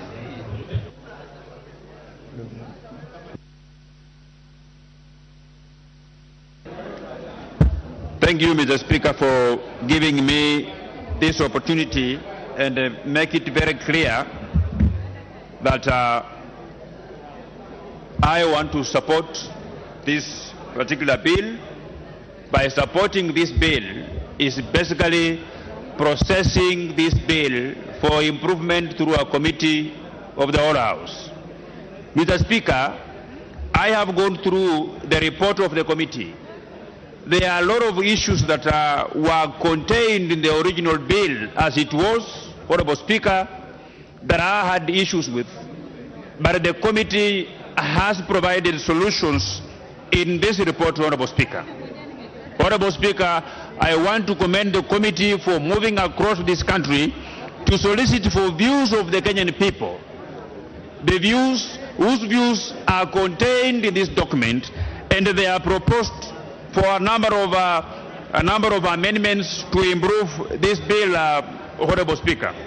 Honorable Speaker, I am particularly happy because we have very many people who are misleading Kenyans that the reduction of tax on spare parts that are used in aviation, in aircraft, that they are going to benefit the rich people, but the reduction of taxes on aeroplane spare parts is going to bring back the business of aircraft maintenance back into this country, and this is going to create very many jobs that are going to assist our people going forward, Honorable Speaker. Honorable Speaker, this is going to be my 6th time debating a finance bill, and I know that Kenyans have given me powers and the responsibility to improve a bill that is before this House, because we are going to vote for each and every clause, including the title of the bill, Honorable Speaker.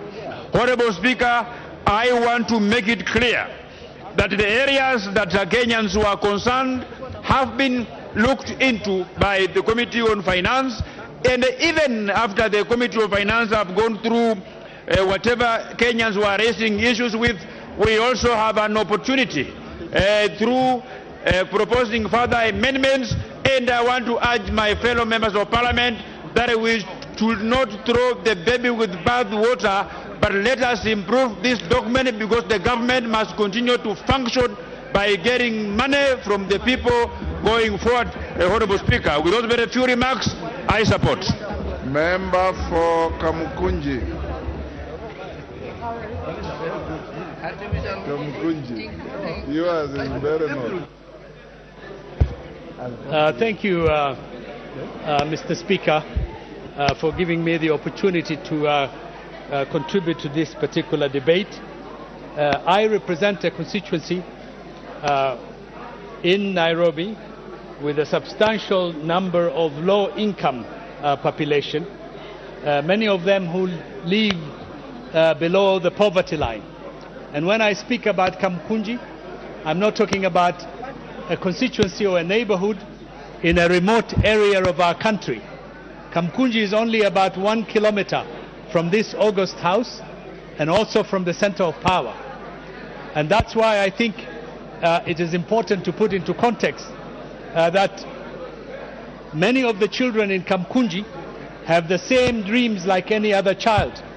They have a dream of living a better life, a dream of having access to good schools, a dream of having access to good education and medical care, a dream to have a decent, affordable housing. But unfortunately, Mr. Speaker, they don't benefit from many of those things as we speak today. They also have a dream as Kenyans of a prosperous and a better Kenya. And that's why I think, for example, many of the aspects of this finance bill would contribute for us to be able to fund the necessary infrastructure that we need, particularly with the housing program. The housing program would be of a great benefit for the people of Kamkunji, because much of Kamkunji consists of slums where people live in squalid conditions. It will also provide employment to the young people of my constituency, as well as help many of the traders from the Juakali centers, and we have the largest Juakali in the country, to be able to do things for the development of this housing project. And Mr. Speaker, you cannot be an independent country, a free and independent country, if you cannot put your infrastructure in place, if you cannot pay for your health and education and lift the economy of your country. Therefore, we need to pay for this and stop being beggars in the world, carrying a begging bowl asking for help. We need to fund our own development. And the Kenyan citizen is an agent of his own development. And therefore, I support this financial bill, Mr. Speaker. Thank you. Honorable Mudhoni. The member, is in your name Mudhoni? The nominated member from Meru. Isn't she called Mudhoni? Thank you, Honorable Speaker. Honorable Speaker, I rise to support this bill this afternoon. Honorable Speaker, I'm so shocked this evening, Honorable Speaker, and saddened by the fact that yesterday, Honorable Speaker, we sat here and we were taken through the appropriation bill, and this House, including the opposition, went through the bill and we all unanimously supported it. Honorable Speaker, we supported because we knew all the things that we seek for our constituencies will come from what we appropriated. Honorable Speaker, I'm shocked because now I'm seeing a turnaround that some of our members want to imagine that money will come from the blues. Honorable Speaker, what this finance bill is trying to bring about and the cure of all the things that we want for ourselves, Honorable Speaker, will be gotten from this finance bill. Honorable Speaker, I heard members complaining that people cannot afford even 2 meals in a day. And they are not even commending this committee for putting clause 33, where they have very clearly stated that fertilizer will be zero-rated. And that means, Honorable Speaker, this country will be able to have food security, and each and every homestead will be able to afford 2 meals in a day. As I conclude, Honorable Speaker, I want everyone to appreciate that this country, Honorable Speaker, is at a state like where a milkman continues milking an emaciated cow. Honorable Speaker, for you to realize and get good returns from a cow, you have to feed it and feed it properly so that it can continue producing enough milk. Honorable Speaker, this is the more reason why each and every member in this House should support this finance bill. Thank you, Honorable Speaker. Honorable Clive Gisairo. Yes, what's the point of order? Who is on a point of order? Honorable? Okay, hold on, Honorable Clive. Go ahead. Give him the mic.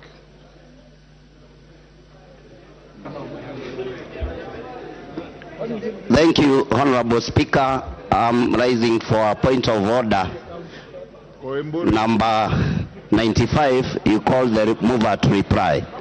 Thank you, Honorable Speaker. I hear you. Let me, the interest still looks quite massive. Let me hear a few more members before I come back to a point of order. Clive? I have already given the floor to the member. Thank you, Mr. Okitutu Speaker. Masaba. Thank you, Mr. Speaker. Yes, what's your point of order? Order, Clive. Mheshimiwa Spika, mimi umenionea. Nilikuwa namba 22 katika bodi yako. Nimekaa hapa tangu asubuhi, sijapata nafasi ya kuzungumzia mswada huu. Mbona wanitenga? Honorable Mbeyu, each and every member here has an equal right to speak. And everybody will have a chance to speak. There are balances that we are doing. Your own leaders are also encouraging the chair to give certain members, and the chair cannot ignore that. Every member will speak. Na kusema ya kwamba unaonewa, wewe ndio unaonea mwenyekiti wa kikao hichi, kwa sababu kila mwanachama aliyoko hapa, kila mheshimiwa, kuna wengine wamekaa hapa tangu asubuhi, wengine tangu jana, hata ule mheshimiwa wa Lugara ameketi karibu na wewe. amekuwa anainua mkono kila wakati, na yeye anangojea pia kuzungumza. Kwa hivyo wacha tungojee, ukifikiwa utazungumza, usipofikiwa itakuwa hivyo.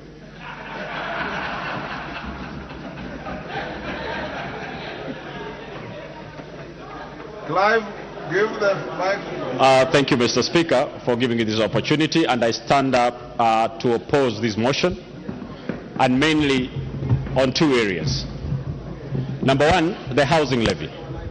Mr. Speaker, we will be lying to the nation that suddenly we'll start building homes for the poor, that you will tax different people and build homes for different people. Mr. Speaker, we need to look at the basics. Kenyans do not have food. We are telling them how to house them. While defending this, the other side has spent a lot of time trying to tell us that this is an opportunity to create jobs for the youths. Can you tell us what exactly this levy is? Is it a job creation levy or a housing levy? We've changed it from a contribution to a levy, moved it from a provision whereby we are going to have, after 7 years, the contributors had a way out or to stay in clause.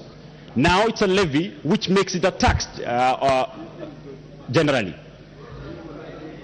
Mr. Speaker, that side, as they sit there, they are at pains. They are trying to convince Kenyans they are unconvincible. They are telling us that it's us who are trying to explain to the masses. The masses are not illiterate. We are here defending the teacher who can read and understand. We are here to defend the policeman. As you sit here, some of the members who even work in this parliament are broke.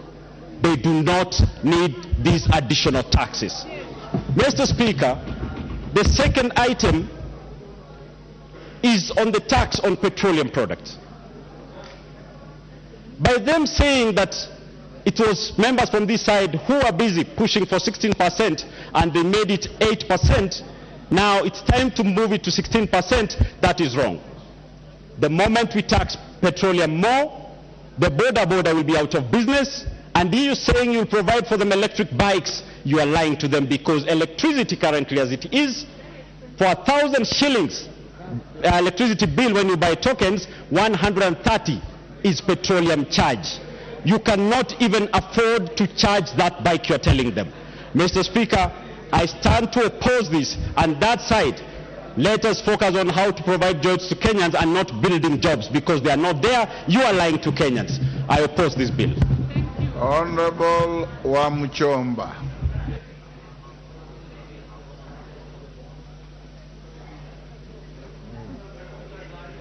Give to Wamchomba the mic.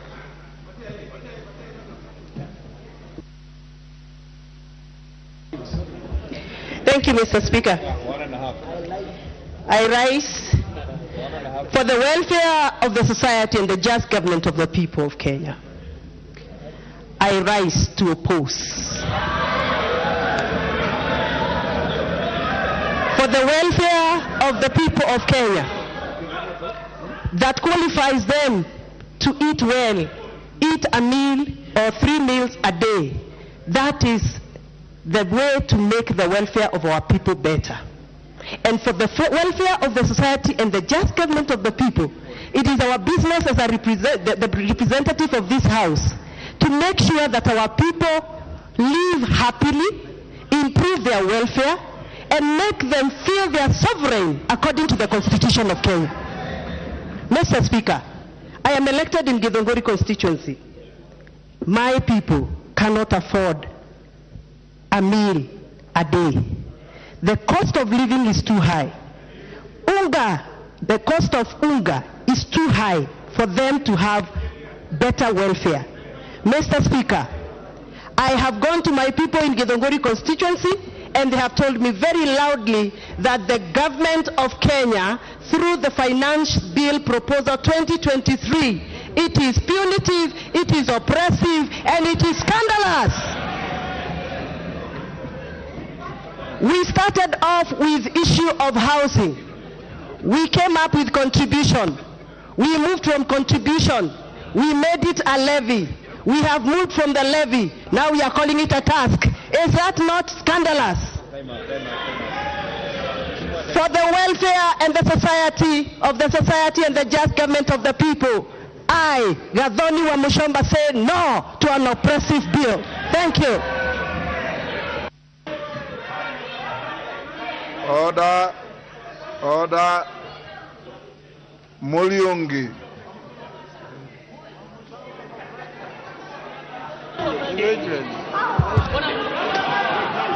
Thank you, Mr. Speaker. I rise to oppose the finance bill from the onset.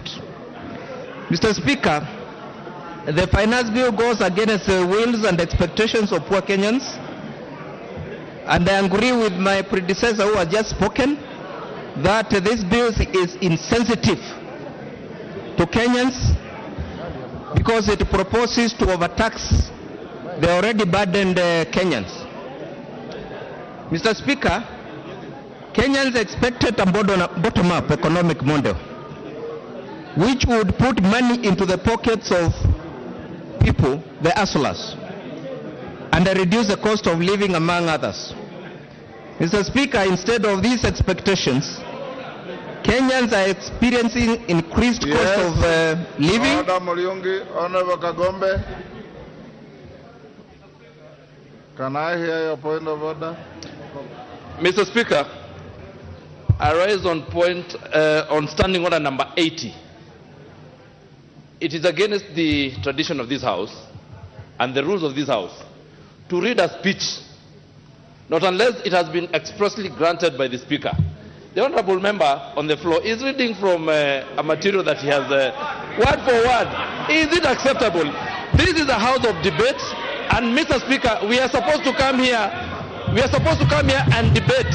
You cannot bring materials and import materials from other places and bring them here to Speaker to debate. And you're a ranking member, Mr. Speaker. Please, rule him out of order. Order, honorable members. Honorable Mulyungi, you have been here long enough. You heard me caution Honorable Zamzam for reading a speech. Debate time is debate time.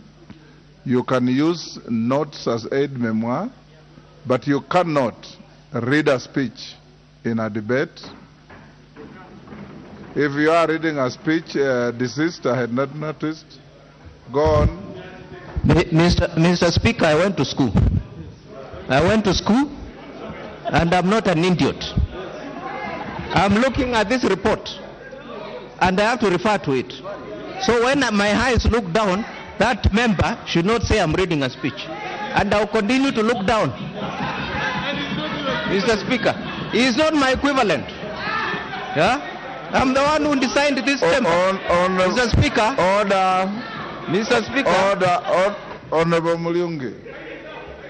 Honorable Mulyungi, I don't think Honorable Kagombe, sit down. I don't think Honorable Kagombe was malicious in that point of order. He perceived you to be reading, and I just told you if you are reading, it is wrong. If you are not reading, you ignore it and carry on. You don't have to get agitated. These are your colleagues.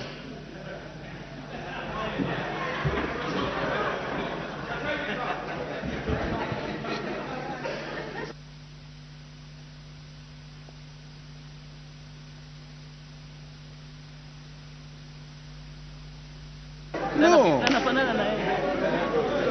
Kuja tumia hii.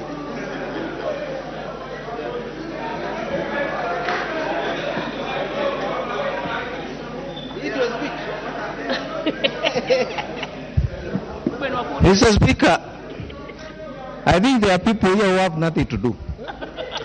Mr. Speaker, I've risen to oppose this bill vehemently. Because Kenya Kwanza promised to put money in the pockets of Kenyans. They promised to put money in the pockets of hustlers, the mamamboga, the boda boda. Instead of doing that, they are taking that money from their pockets to State House. Mr. Speaker, anything that overburdens the people of Mwingi Central, which I represent, I will oppose it till I die. Mr. Speaker. And you have seen even from the government side, they are also opposing. Why are they doing it? Yeah?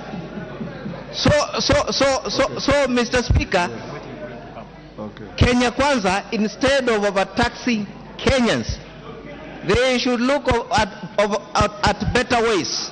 Yeah, better ways. That's what you wanted to do. So that, yeah, that's what you wanted me to do. Look at better ways of raising money. Instead of putting tax on unga, putting tax on fuel, which is going to increase bus fare, border fare, and increase even the cost of living for that border.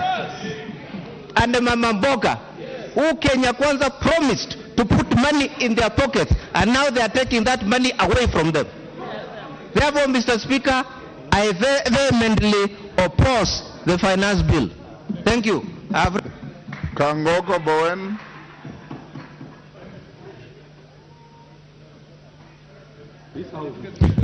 Thank you, Honorable Speaker. Mr. Speaker, I want to support the bill. Mr. Speaker,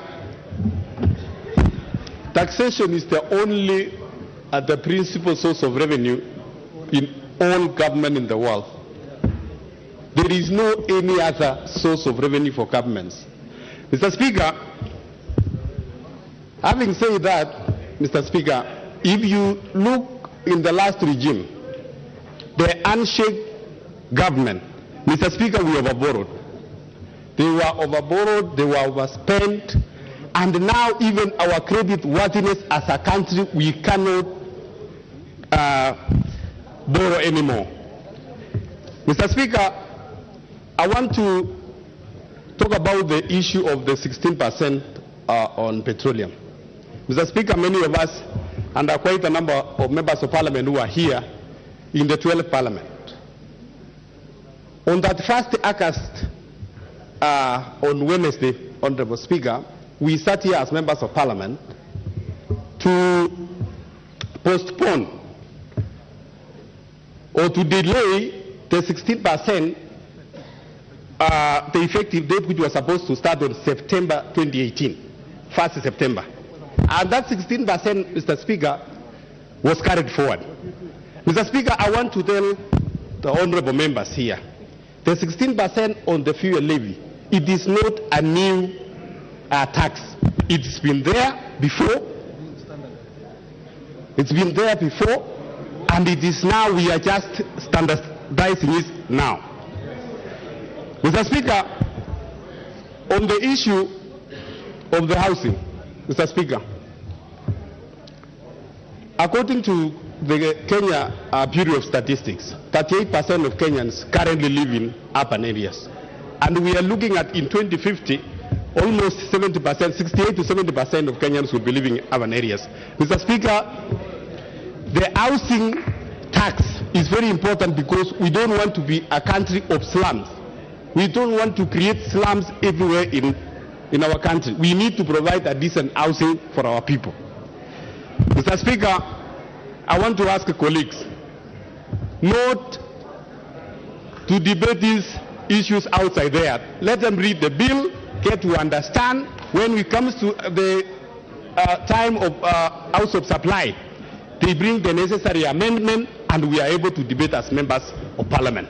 I support Honorable Speaker. Thank you. Nabwera Nabi.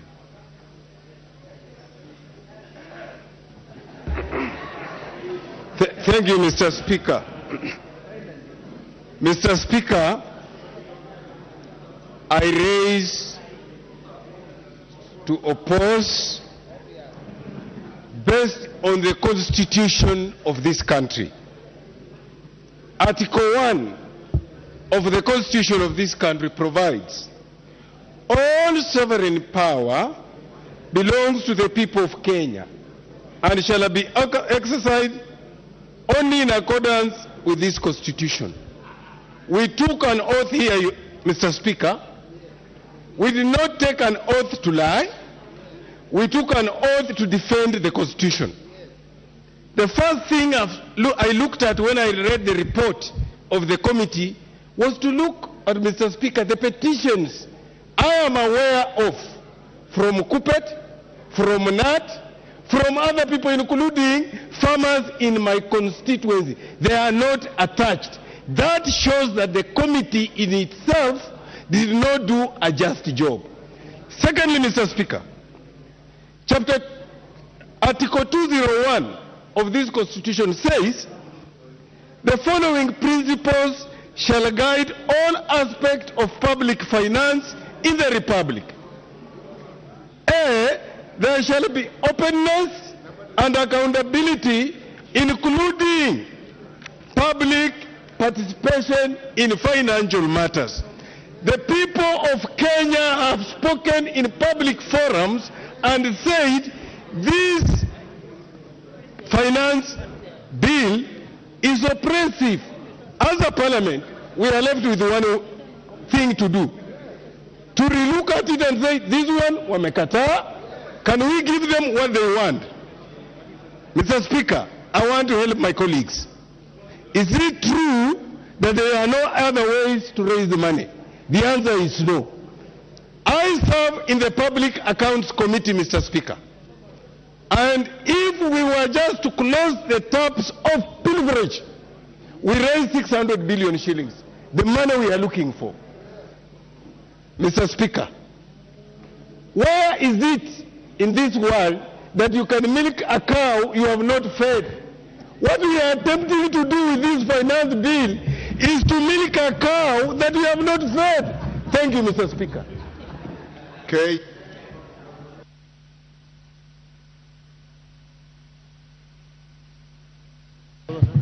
Mr. Speaker, I want to thank you for this opportunity. And I think I should first disabuse the notion that what we have here is a housing bill. Mr. Speaker, what we are prosecuting this afternoon is the Finance Bill 2023-2024. And what the Finance Bill seeks to do, Mr. Speaker, are three critical things. One, we stop postponing Kenya's problem. Secondly, we start solving Kenya's problems. And thirdly, we stop kicking the can further down the road. For 7 years, Mr. Speaker, we have been kicking the can of taxation down the road, hoping that the next dispensation shall solve the problems that we are causing, Mr. Speaker. Mr. Speaker, this finance bill that has been adjudicated in the court of public opinion has been laden with a lot of misinformation, Mr. Speaker. Mr. Speaker, people have been going to TV stations. They've been going to funerals and meetings in their constituencies, prosecuting matters that are not even in the finance bill, Mr. Speaker. So the first thing I would like to ask, Mr. Speaker, is that we all acquaint ourselves with the content that is within this finance bill. As we talk about one or two taxes that are going to be raised, Mr. Speaker, we should also be talking about the 21 odd taxes that are due for reduction, Mr. Speaker. Mr. Speaker, Kenya has obligations. Obligation number one, we have to pay our international obligations in terms of debt, Mr. Speaker. We are approaching our debt limit, Mr. Speaker. We cannot afford to borrow more, Mr. Speaker. So, Mr. Speaker, we must find where this money shall come from. We have an obligation on recurrent expenditure. We have an obligation on development, Mr. Speaker. The social goods that our people require in the constituencies.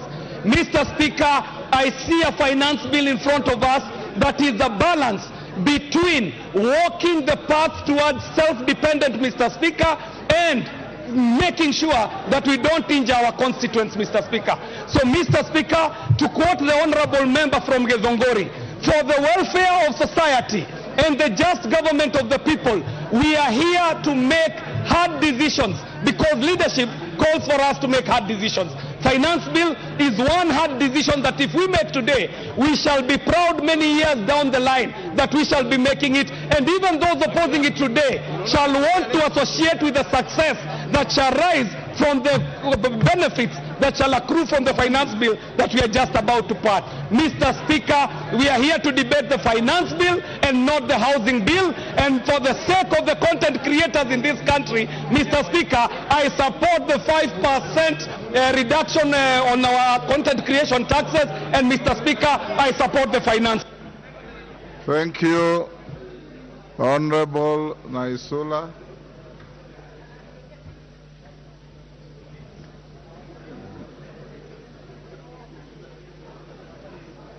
Thank you, Mr. Speaker. I rise to oppose the finance bill that is in front of us, Mr. Speaker. And I just want to say that I am actually amused by my colleagues from the other side of Kenya Kwanza, whom during their campaigns were insisting on the issue of listening to the hustlers and listening to the ground. If anything, they coined the phrase tunasikiza ground. I am actually surprised that after they have won the election, the ground does not seem to matter and those people do not seem to matter. And I just want to warn them that if you do not listen to the ground right now, kitawaramba when the time actually comes. Mr. Speaker, personally I have listened to my ground and the people who sent me to the August House, and they have told me vehemently that you have to oppose the finance bill, especially on the issue of the housing tax. It started as a levy, it looked like a SACCO, it looked like a chama, now it is a tax. And they have told me that the people of Samburu West are interested in their security, they are interested in them having an environment where they can live peacefully, and they are not interested in the 1.5% tax on housing, Mr. Speaker. The second thing, Mr. Speaker, and I don't know why we're even focusing so much on the housing tax, it is on the issue of the 16% on the fuel levy, Mr. Speaker. In the last parliament, we came together in this house and we actually opposed the 16% rise on the fuel levy. And I just want to tell the same hustlers who have been forgotten that once the 16% fuel levy is increased, they will really feel the pinch, because the cost of living will actually go up, and even the cost of manufacturing in this country, Mr. Speaker, will go up. We are saying we are creating jobs, but if the manufacturers and the investors will run away from this country, Mr. Speaker, how will we be making, or how will we be creating employment in this house, in this country, Mr. Speaker? And so I just want to say that I oppose, and it's even contradictory when some leaders go out there and say that you cannot tax your people to development or overburden them with the tax, but at the same time bring the bill. The last thing, Mr. Speaker, the same leaders who are on the other side were the ones who are opposing everything that the previous regime was doing, but they are doing the same things and bringing the same proposals into this house. We know you want to do it in your first year and your second years, and go out and again lure and lie to John Waluke.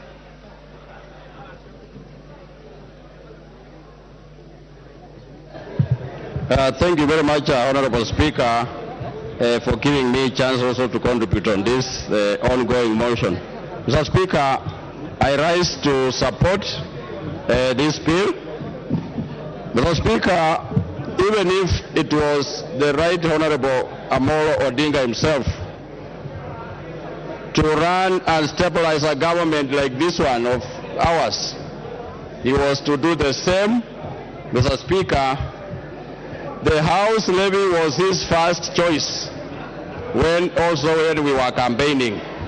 And I'm a member of Jubilee in Azimio, Mr. Speaker. This thing started when during the time of Kibaki and the Right Honorable Raila at Langata, when they started building, putting up these houses.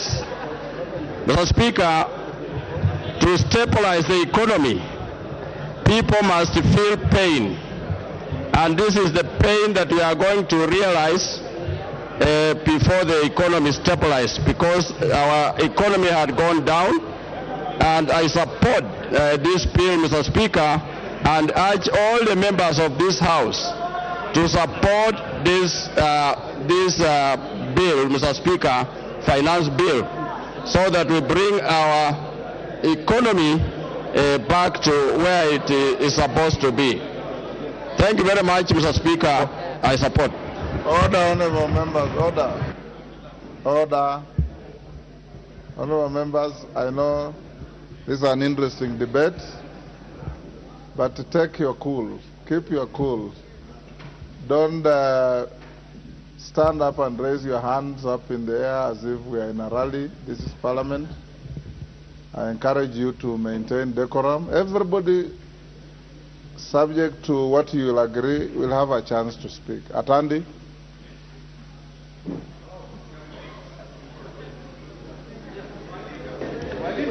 Thank you, Honourable Speaker, for the opportunity to contribute on this bill.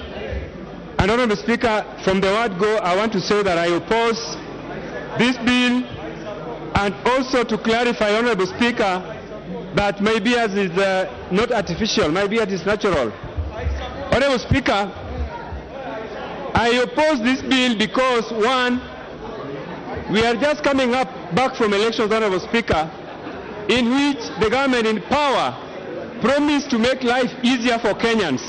But Honourable Speaker, if you look at this bill, section clause 33, Honourable Speaker, you will find that this bill is proposing to remove from the related position very critical items such as flour, cassava, and wheat.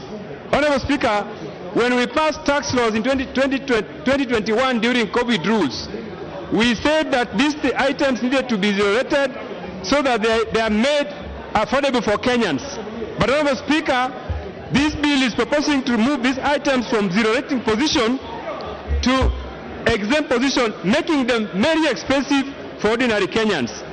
Secondly, Honourable Speaker, there is a notion which I want to dissuade, Honourable Speaker, that it is better to tax rich Kenyans more than poor Kenyans. Honourable, this notion has no grounding in economics. Because, Honourable Speaker, if you want to tax rich Kenyans, the easiest route, Honourable Speaker, is to tax expenditures or to tax their luxuries. Honourable Speaker, if I wanted to advise the government side, I would propose to them, Honourable Speaker, that they could go and tax Kenyans in their clubs. Kenyans spend so much money in their clubs where they make merry, where they spend their extra income. Therefore, Honourable Speaker, to propose that we raise pay from 35% for those who earn more than 800,000 shillings per month means that for the first time in history, Honourable Speaker, pay is going to be Kenyans are going to pay more as salaried Kenyans than corporation tax. Honourable Speaker, there is no country where corporation tax is more than is more than pay. This is going to be the first. Thirdly, Honourable Speaker, this is a government that was elected recently on the promise of making life better for Kenyans. It is very interesting, Honourable Speaker, that a government that cannot even construct simple houses for police officers, a government that cannot even pay salaries in time, is promising us that they are going to construct houses for Kenyans. This is laughable, Honourable Speaker, and I want to say that this government cannot take us as fools. Therefore, Honourable Speaker, we must reject and oppose this bill in totality. Thank you, Honourable Atandi. Honourable Naomi Wako.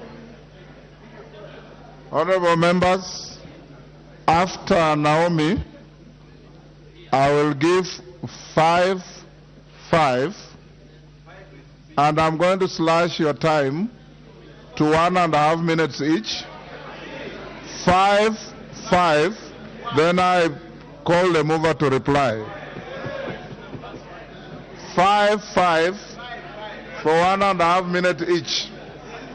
But Naomi, you'll have your 3 minutes. After that, 1.5. Thank you, Mr. Speaker, sir, for allowing me to add my voice to this very important bill that we are discussing, Finance Bill 2023. It is a great opportunity for us to interact with this bill. And Mr. Speaker, I must say from the onset that I support the bill fully because it has more benefits for the Kenyans than the challenges that it poses. And Mr. Speaker, sir, Kenyans have suffered for so long, for many years. The challenges that the Azimio team is talking about has been there for the last many years. And the bill that is on the table today is the solution to our problems. Mr. Speaker, we must be a self-reliant government, a self-supporting government, and this bill is the only thing or the only bill that can make the difference in the situation that we are in today. And I know very well that all the members of parliament want development in their own constituencies and in their own counties, but it is unfortunate today we are fighting the bill that has all the solutions ready for us. And Mr. Speaker, when you look at the manufacturing center, it contributes to 40% of the employment and the GDP in Kenya. The committee has in its deliberation offered a number of reprieve to support the sector and in particular to local companies.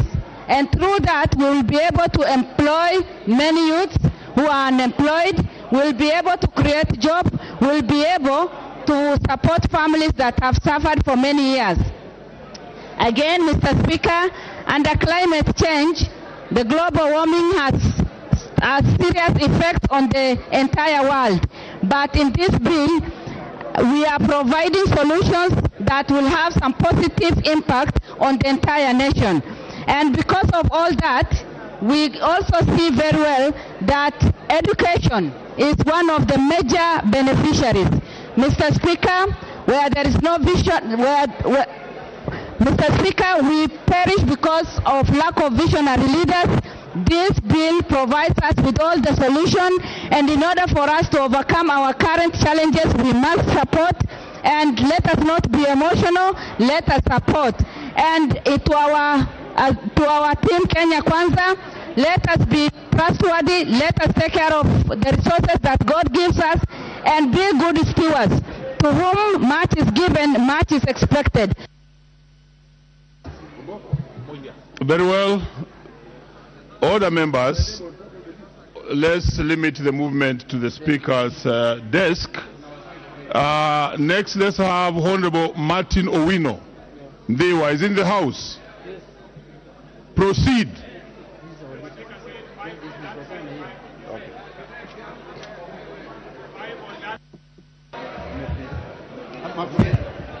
Thank you, Mr. Speaker. From the onset, I oppose this bill.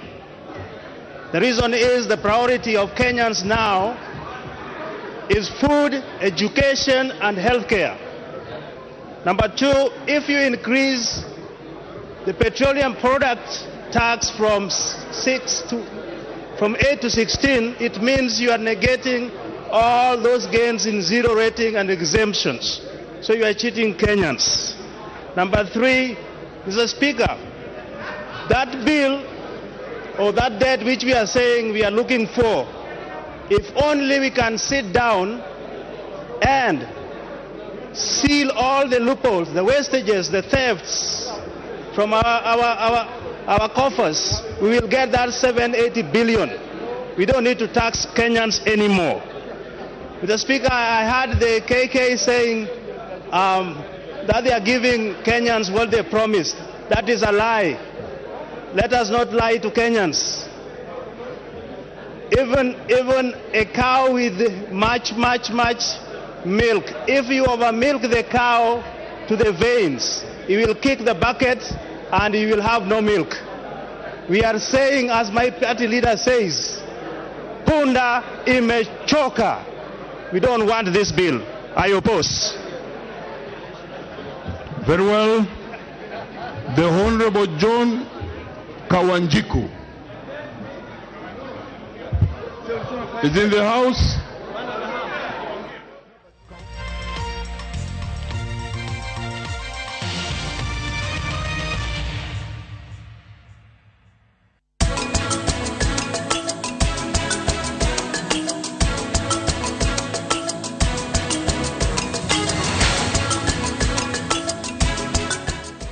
advantage ya ndikani hawana kosi nyingi, ni hospitality na beauty. Lakini tuambiane ukweli, ikifika ni hospitality na beauty ni ndikani.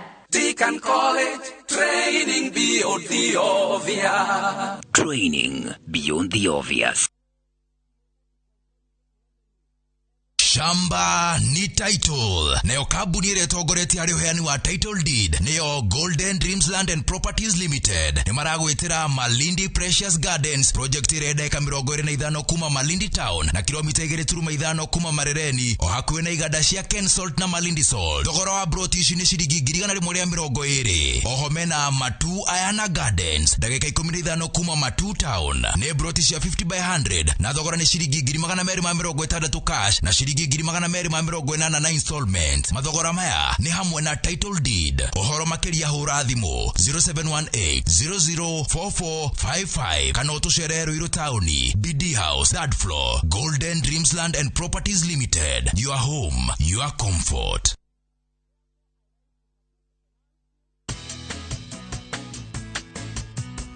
Mimi naitwa Mama Harriet.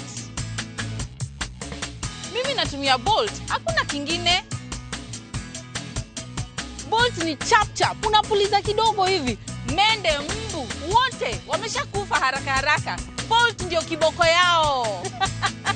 Bolt kills them fast. The only insecticide made of 100% natural Kenyan pyrethrum grown by local farmers from tropical brands.